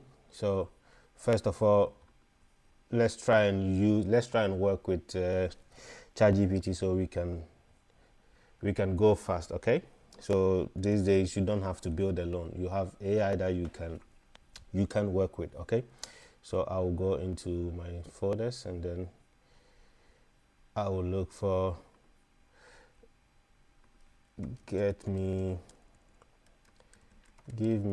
the command to destroy the CloudFormation stack. Now we will just get the command and then we will just run it fast. Okay, so we will copy this command and then go into our terminal, clear the screen, and then now I'll paste the command here. But remember, we just need to edit it. Okay, so it's AWS CloudFormation delete stack. Before we just need to do a lot of Google, and read a lot of Stack Overflow, but now with AI, everything is very fast for us. So once you keep on practicing and doing this by heart, then you will know them. Okay, so AWS CloudFormation delete stack -- and then the stack name. So what was the name that we just created for our stack? So if I go to CloudFormation, then we could see it is a multi-tier application that we have deployed. Okay, so stack name is going to be multi-tier application. Let's delete it. Boom. Now we've successfully deleted our CloudFormation stack. So let's see what is happening to our CloudFormation stack. Delete in progress. Nice. So this is going to tear down all the resources that we've created. So imagine if you have to create the VPCs, create all the network and then the subnet, and then now there is an update that you need to do. Now you need to go in one by one, find them and edit it, or you need to, if you need to take down your whole system, then now you need to find all the resources one by one and delete it. So isn't this beautiful to do and save you time? I would wager on this, because it takes time to build with infrastructure as code, but once you do it once, it becomes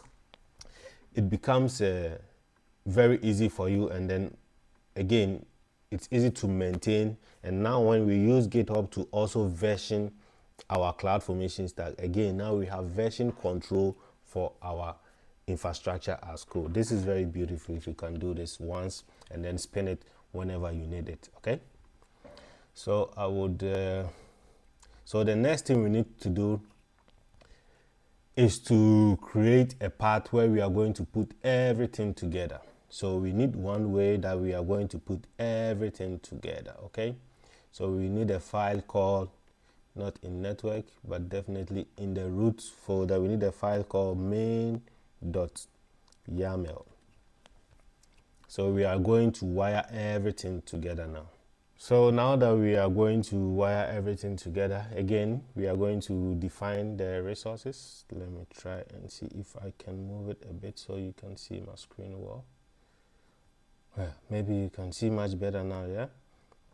I hope it is clear for you to see now, maybe, or maybe not, or maybe it's too weird.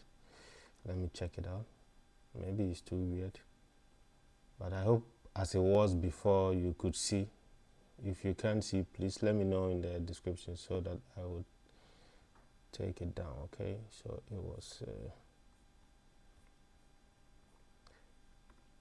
was view and then zoom, appearance, and zoom out.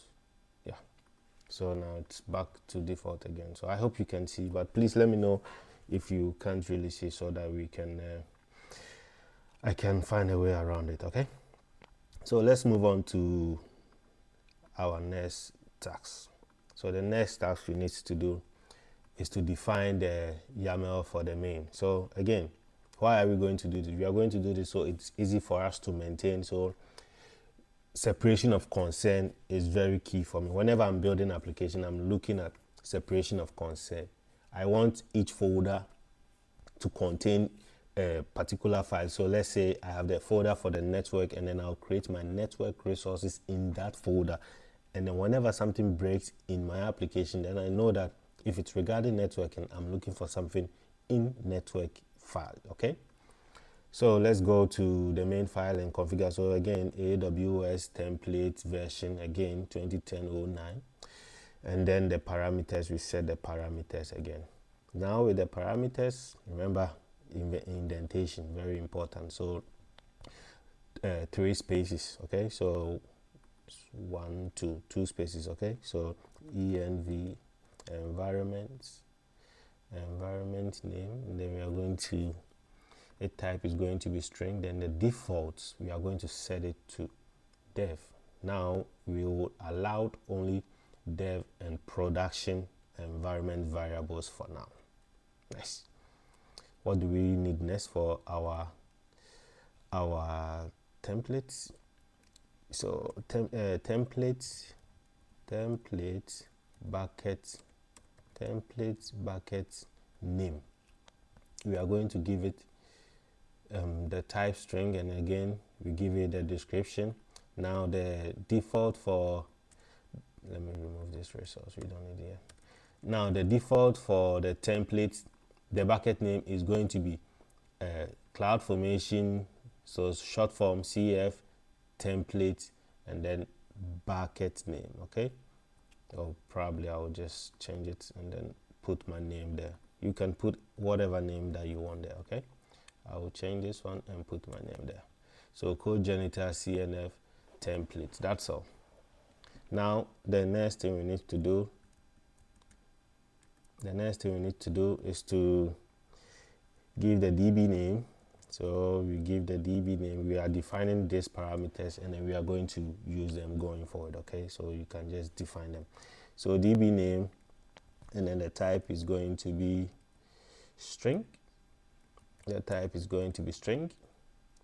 The next one is going to be description, and then the name of RDS database name. That's all. We are going to reference it later, so we will need it. We need the DB username as well. DB username as well, type string, and then the description as well. So we can add no echo true, so no echo true. So because this is a DB username, we don't want to be able to output it, but for now we won't add it. Okay, if you are building in a production environment and you don't want to show your DB name, you can add no echo true. Okay, let me leave it for now. Okay, let's go. Now the next thing we need to do is we don't need the password, but we need the alert email. So alert email, this is going to be the type of string, and then the description is going to be the email address to receive CloudWatch alarms. Nice. Again, we are going to do enable HTTPS. So enable HTTPS. Its type is going to be string. Its type is going to be string, and then we give the description, and then the default is going to be false, not true. The default is going to be false because we are not configuring HTTPS yet. But if you are making it in production, and you need to add HTTP to your endpoint, so you need to configure it to true. Okay, but going forward in the future, that will be what we will be doing. Okay, so if you do all the work now, we won't have nothing to do in the future. So let's maintain it to false, and then we will fix it later. Okay, now allowed values are going to be true or false. The resources we are not yet to resource, so the next thing we need to do is SSL, because if you enable HTTPS, you need SSL certificate. SSL certificate ARN. Nice. The default is going to be empty because we don't have any SSL certificate yet. Nice. Then the next step we are going to do is to create our resources. So our main file is going to be the main orchestrator to handle the creation of all our resources. So we will give it resources, and then network. So network stack. The first thing we need to do is with the network stack. Okay, no, I didn't spell it right. So network stack, very important, get the spelling right. So type is going to be AWS. Again, how do we call the resources? So you start with AWS and then colon cloud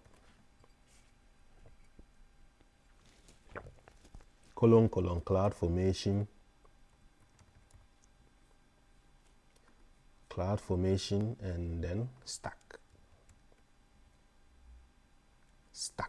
Okay, because it's the network stack that we are going to create here. So its properties, what is it going to have?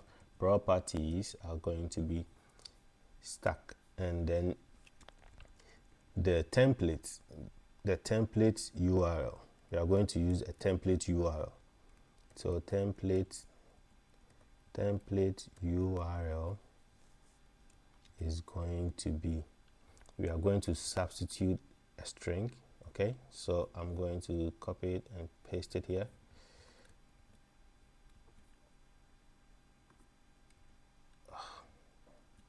Yeah, so we need to do it right.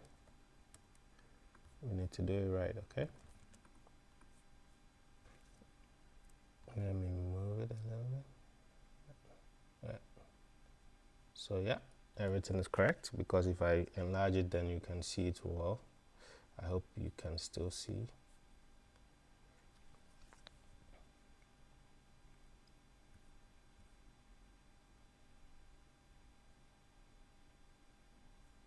Yeah, I will check that error later. Okay, so you can see we have some error over there, but then everything seems to be fine for now with the network stack. Okay, so we are first of all going to upload our template stack into AWS S3 bucket. So first of all, we again also need to create an S3 bucket. So for instance, let's go to the browser and then let me minimize so you can see. So the delete was done, and then we don't have any CloudFormation stack now. Okay, so if you go to S3 bucket, for those who don't know how to create an S3 bucket, come to S3 bucket and then just create a bucket. Okay, you can just create a bucket. That is all. Create a bucket, give it whatever name you want. Remember, a bucket needs to be global and then it needs to be unique. Okay, because it's a global bucket name, so it needs to be unique. You can't just use anything. So you can use my name that I've used, so you have to choose your own.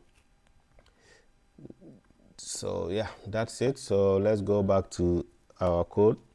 If you create the bucket, that was it. And then let's go back to our code. We can use it when you create your bucket as well. So I would go back to my code. So once we have that done, I will look at the parameters again. The resource for the network stack is again going to have parameters, so we need to give it parameters. Or also remember indentation. Okay, so parameters, and then its environment variable is going to be the environment name. So the environment name that we have set here, so the default is dev, so it is going to be dev. Now let's try and look at why are we getting an error with this one. So should be a value with allowed. Okay, allowed values, remove it. Maybe it needs to come down here. So why we get this error now? Let's try and give it a quick fix and see what's happening here.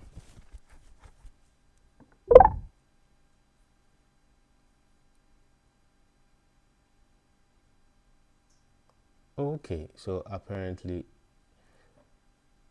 I did not add the quotation marks, so yeah, that's why. Remember your quotation marks, okay? Because this is very tricky. This can become a very big bug if you forget the quotation marks, okay? So it's very important to remember them. Yeah, because it's a string, we need to put it in a quotation mark, okay? You see, I forgot that, so remember, you need to be very attentive and open your eye, okay? So the next thing we need to do is the environment name. So now we will reference the environment name, which is going to be the default one we set here, the dev. That's it. Now we will go on to the next phase. So we are done with this one. Now we need a script that is going to help us load our file onto our S3 bucket. Okay, so now the next thing I would like us to do is to go back and then create another folder called scripts. So we need another folder called scripts. So let's create our new folder. We are going to call it scripts. It needs to be inside the root folder. Okay, scripts. And then we are just going to copy some script here. Okay, I will show you what they do. So we are going to have one for validate, validate.sh, and then one for deploy.sh, and again one for destroy.sh. Remember, when you learn how to do all this, when you take your time to do it, you will be able to talk to your interviewer about such a project that you've built during your interview to secure your your new found role. And if you're also building your SaaS application, you can use the same thing, because remember, I have deployed my own SaaS application that I use the same features, the same technologies here to build my own SaaS application. Okay, so remember, you can use this for your day-to-day production work. Okay, so destroy.sh is very important. You need to have that as well. So with the validation, I will copy some bash script and then I will put it here. So validate. So now all we are going to do is just to validate the template. Okay, so we use AWS CloudFormation template to just validate our main.yaml file. We validate that one, and then if everything checks out, we just need to output this, and then we run again this one as well. So if everything checks out, then we get the network.yaml is valid. So we are going to do one for the template. We are going to do one for the template security, and then the security.yaml file as well. We will do one for the ALB, we will do one for the secret, and then we will do one for the compute YAML. So we need to create all these files. So yeah, that's all we need to do for now. So now with the deploy, this is where we are going to load it to our S3 bucket. So instead of us typing the command one by one from the CLI, we are going to upload it to the S3 buckets from just a script file. Okay, so automation is very key. You need to learn how to do any task that you do it over and over. Please, if you can think about it to automate it, that will be better for you, okay, in the long run. So with the deploy file, the stack name is going to be multi-tier, and then the environment that we set, and then we give the param file. So we are going to configure the environment values from the JSON file. Okay, and then now we log the AWS account that we are going to deploy this to, and then the region, and this is the biggie. So to upload your files to AWS from the CLI, you need AWS S3 CP, which is for copy this local templates, so the file can be found inside the folder templates structure. And template structure, yes, we do have it, and then templates. No, so the file can be found within deployed here, so it's going to be found within the template structure network, and then the network.yaml file, and then inside S3 bucket we are going to put it inside a folder called we will have the template bucket, and then the folder is going to be templates, and then the file is going to be called network.yaml file. Okay, you can give whatever part that you want here. Okay, that's it. You do the same for the rest as well, and then now we deploy the application to our CloudFormation stack. So we on our AWS using the CloudFormation stack. Okay, so we will use AWS CloudFormation deploy, and then the stack name that we set up here. So stack name, and then we will have the template file. Is going to be the main.yaml file. That is where we are going to deploy from, and then the parameter overrides. Okay, and then we set the capability, and then we also give this value here. So fill no empty change set. That's all. We are done. We need also one for the destroy. You don't need to worry yourself about this one. If you copy this script and then put it in your script files, it will work perfectly. You can just change the values. Okay, you just have to change the values so it becomes yours. Okay, so yeah, that is it. So we will go through, and then we will echo. Now we are just going to do some logic here. So whilst everything is true, we are just going to ensure that we check the status, and then we can run the delete. Okay, so we can now run the delete. That's all. So I'll save this file, I'll save the validate file, and then exit out of those, because now their job is done. We don't need them for now.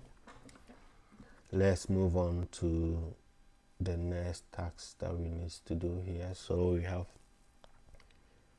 we have the network stack done.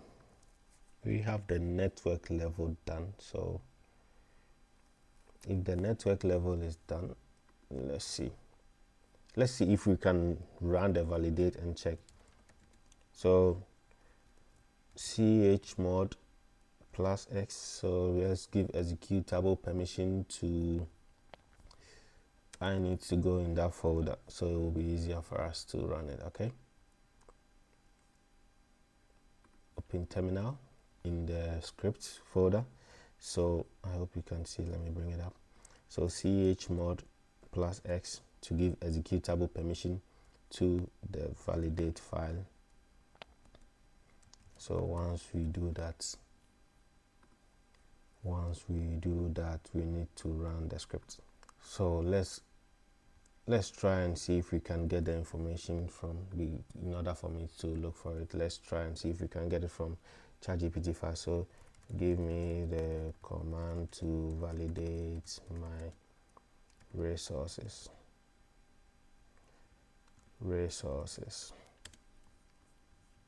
So in ChatGPT now we can see we have, forget to minimize it so you can see. So now this is going to fetch us all the command that we are going to use to validate our template. So this is the same thing that is in our S3 is in our scripts, the script for validation. So now that we've given executable permission to our script, let's try and see if we can run it. So let's run that file. Okay, it's validate. So validate, let's run that file. Now we can see it's validating our template, and then now we have an error because we do not have the main .yaml. Okay, we do not have the main.yaml inside. We need to validate. So the file is main.yaml.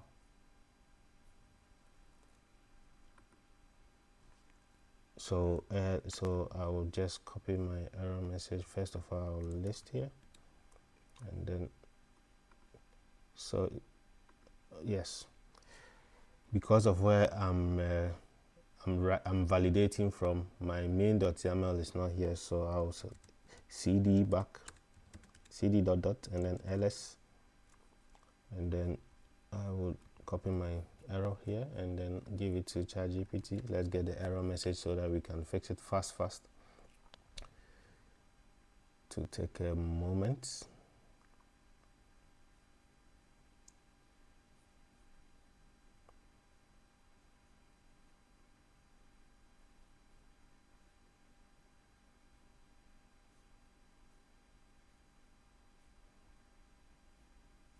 Yeah, so basically we just needed to go out, just like as I was saying, because we are not in can't find the main.yaml file, so we need to come to the root folder where we can find it. So let's run it again and see. Now it is validating our script for us. Boom.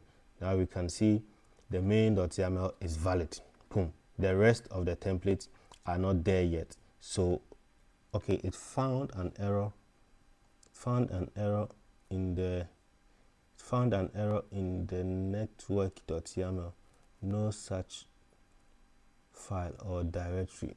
Okay, so the folder structure is wrong for that. So what did we do wrong?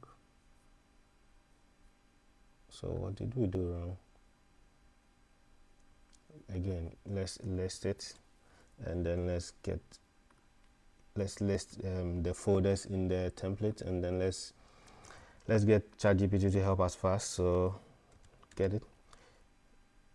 So ls, then we have the network over there, and then we will cut. No, I won't cut it. So let's first of all copy this one, and with the error message give to ChatGPT so that we can get the error. We can get it and then fix it fast. Okay. So remember also, in order to work hand in hand with the AI, let it help you. You need to know first of all what you are doing, and then be able to give it much more context so that it can help you, point you in the right direction. Otherwise, it's going to throw you around. Okay.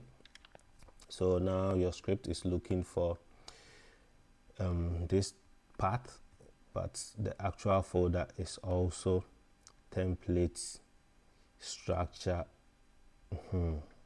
So it's looking for template, not template. Okay, so what we can do is to go back to, oh, maybe you can see, so I need to minimize it. Yes, so ChatGPT is telling us that our script is looking for this part, okay, this file part.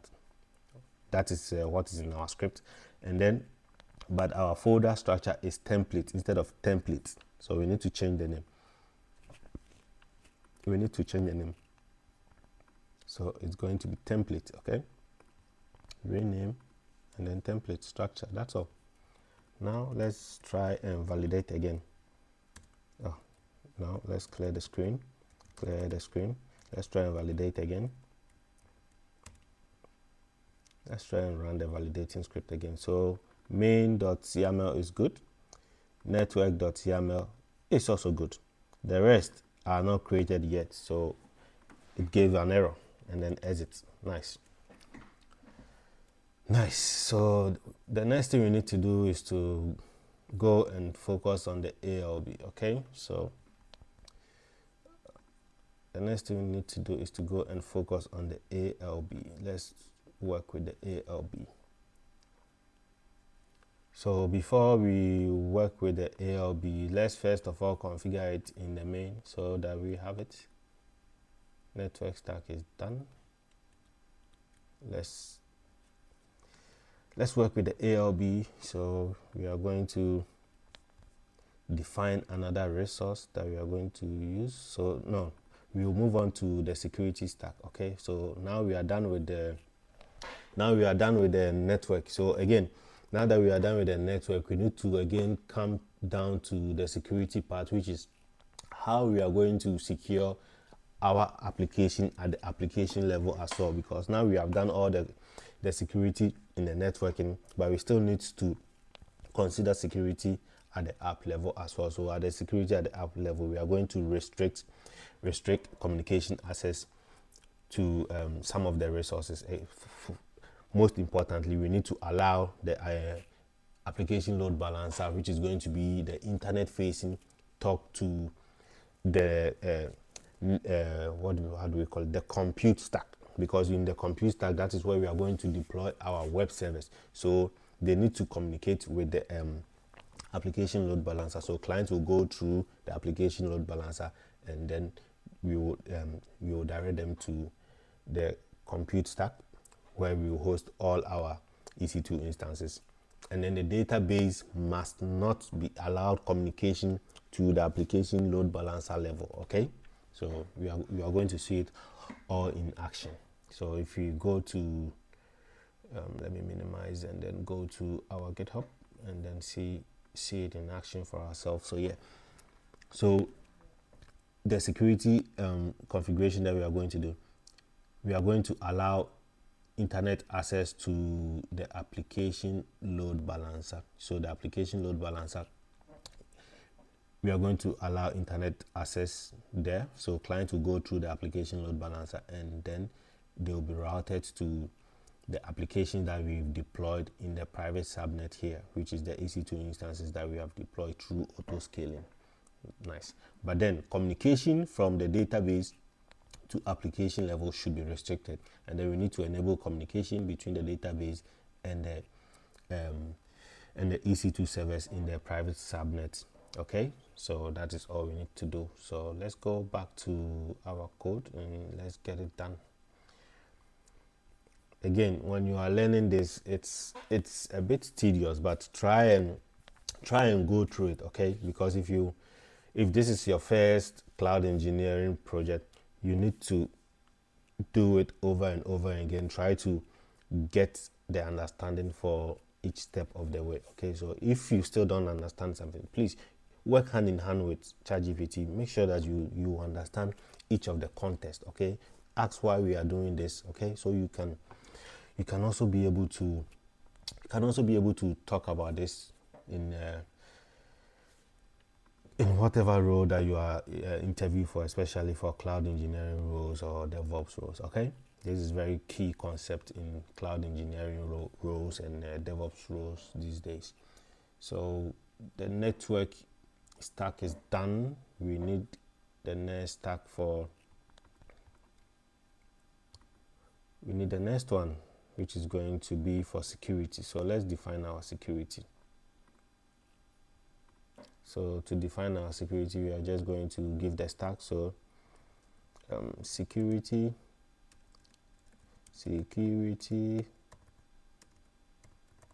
stack. So security stack, and then the type is going to be CloudFormation stack.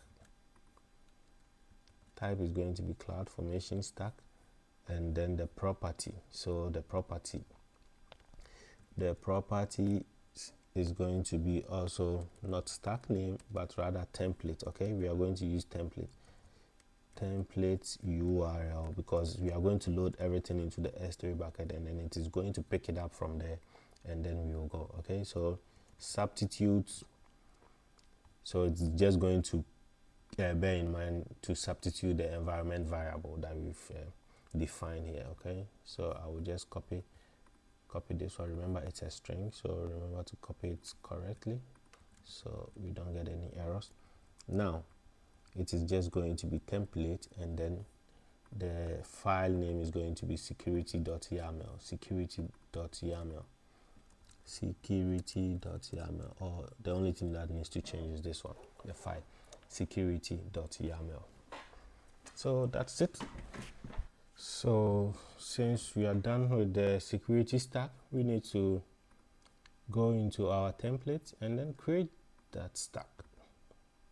So we need a folder called security,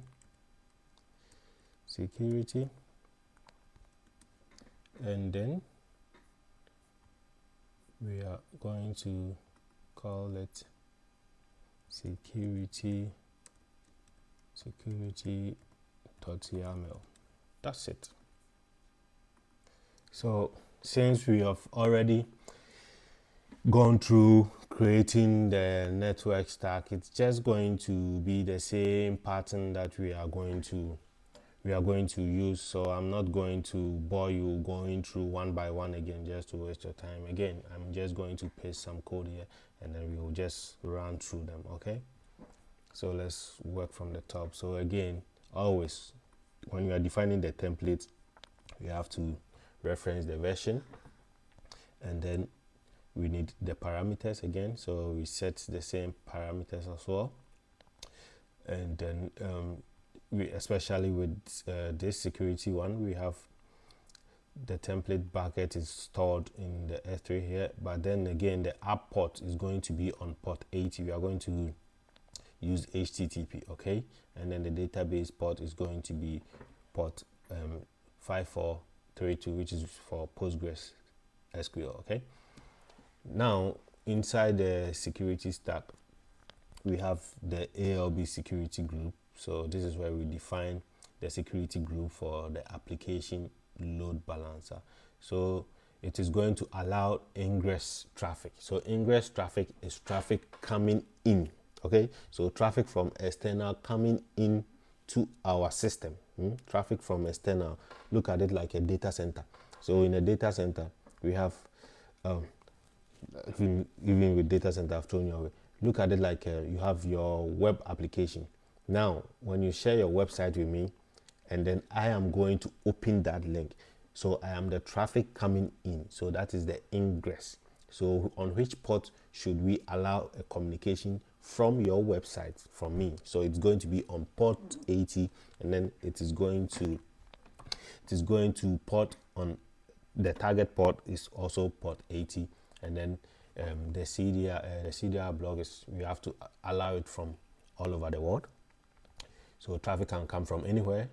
And then the IP protocol is going to be TCP. Okay, so it is a TCP protocol that we are going to use for the IP. That's all. But remember, in an interview, someone will ask you, what is the communication protocol that you are using for your application load balancer? You have to talk about HTTP. Okay, you need to say if it is an HTTP communication or HTTPS communication. Okay, so that is it. And then also the API protocol, we do one for the HTTPS lesson on port 443. That's it. And then now for the security group egress, so traffic leaving our system. Okay, traffic leaving our system is called egress. Also the IP is 0, again, from all over the world, so we can access the internet. So allow all outbound traffic. That's all. Now we again give tags for the security for the A or B. It's very important to remember your tags. Okay, now we need to define security for the app security. The app security group is for your servers. That is the one your servers are going to use. So also ingress TCP from ports that we have defined already, and then to port that we have defined already. And then the security group egress again also allowed outbound traffic. Okay, now we give the tags here again, and then we do the same for the DB security group.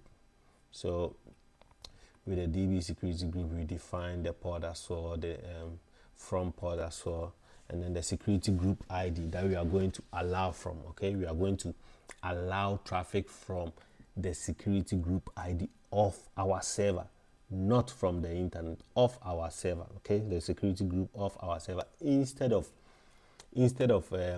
IPs for our web service. We are just referencing the security group for our service. That is much way efficient. Okay, and then we also give the tags as well. Now we need to define a role. We need to define a role that we can assume for our EC2 web service. So the property is going to be a role assume role. So first of all, we define the assume role policy document, the version, and then the statement is to allow, and then we are going to just assume this role. Okay, now we will manage the policy ARNS, and then we also have to define the policies that we are going to allow. So we are going to allow our web servers to get the S3 bucket, so it can access our S3 bucket, so that it can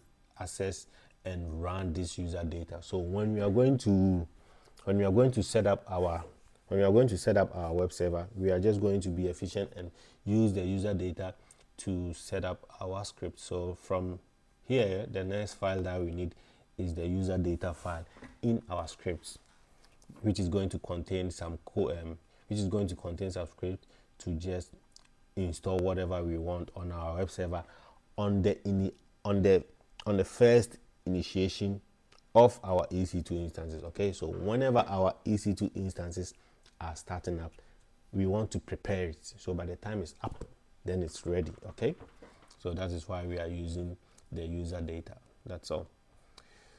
And then the instance profile. So when we create the role, we have to use the instance profile to assume it. Okay, so when we are done, we just have to output the security group ID so we can use it, the app security group ID so we can use it, the DB security group ID so we can use it, then the role ARN, Amazon resource name, so that's what it means, Amazon resource name, so that we can use it, and then the instant profile name. Okay, so that we can use it as well. So I will save this one, and then like I said, the next file we need is the user data. So I need to get that and then put it back. So let's get let's get our script for user data. Okay, for now we don't have the script for the user data. Well, going forward we are just going to have it there, so you don't worry, I will find it and then we'll put it there. Okay, so I think I still need to find this user data so that we can use it. Okay, so first of all, let's create this folder also called the app folder, and then inside the app folder we are just going to have the user data. Okay, we could have put it in the script, but it's fine, it's fair enough. It's going to live in the app data,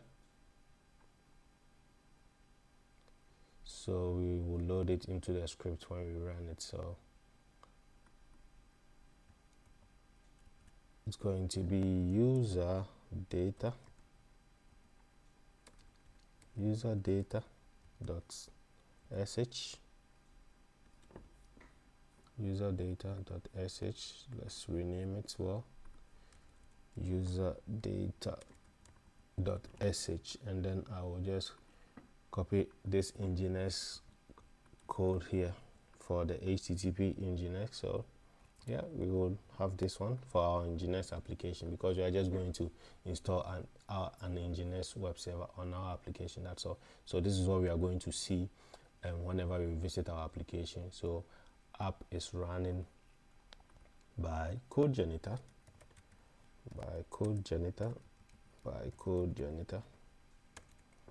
that's all.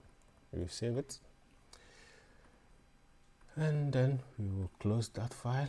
So we are done for that. Close this one, and then we will now go back to the main file, and then we will do the next task that is required of us.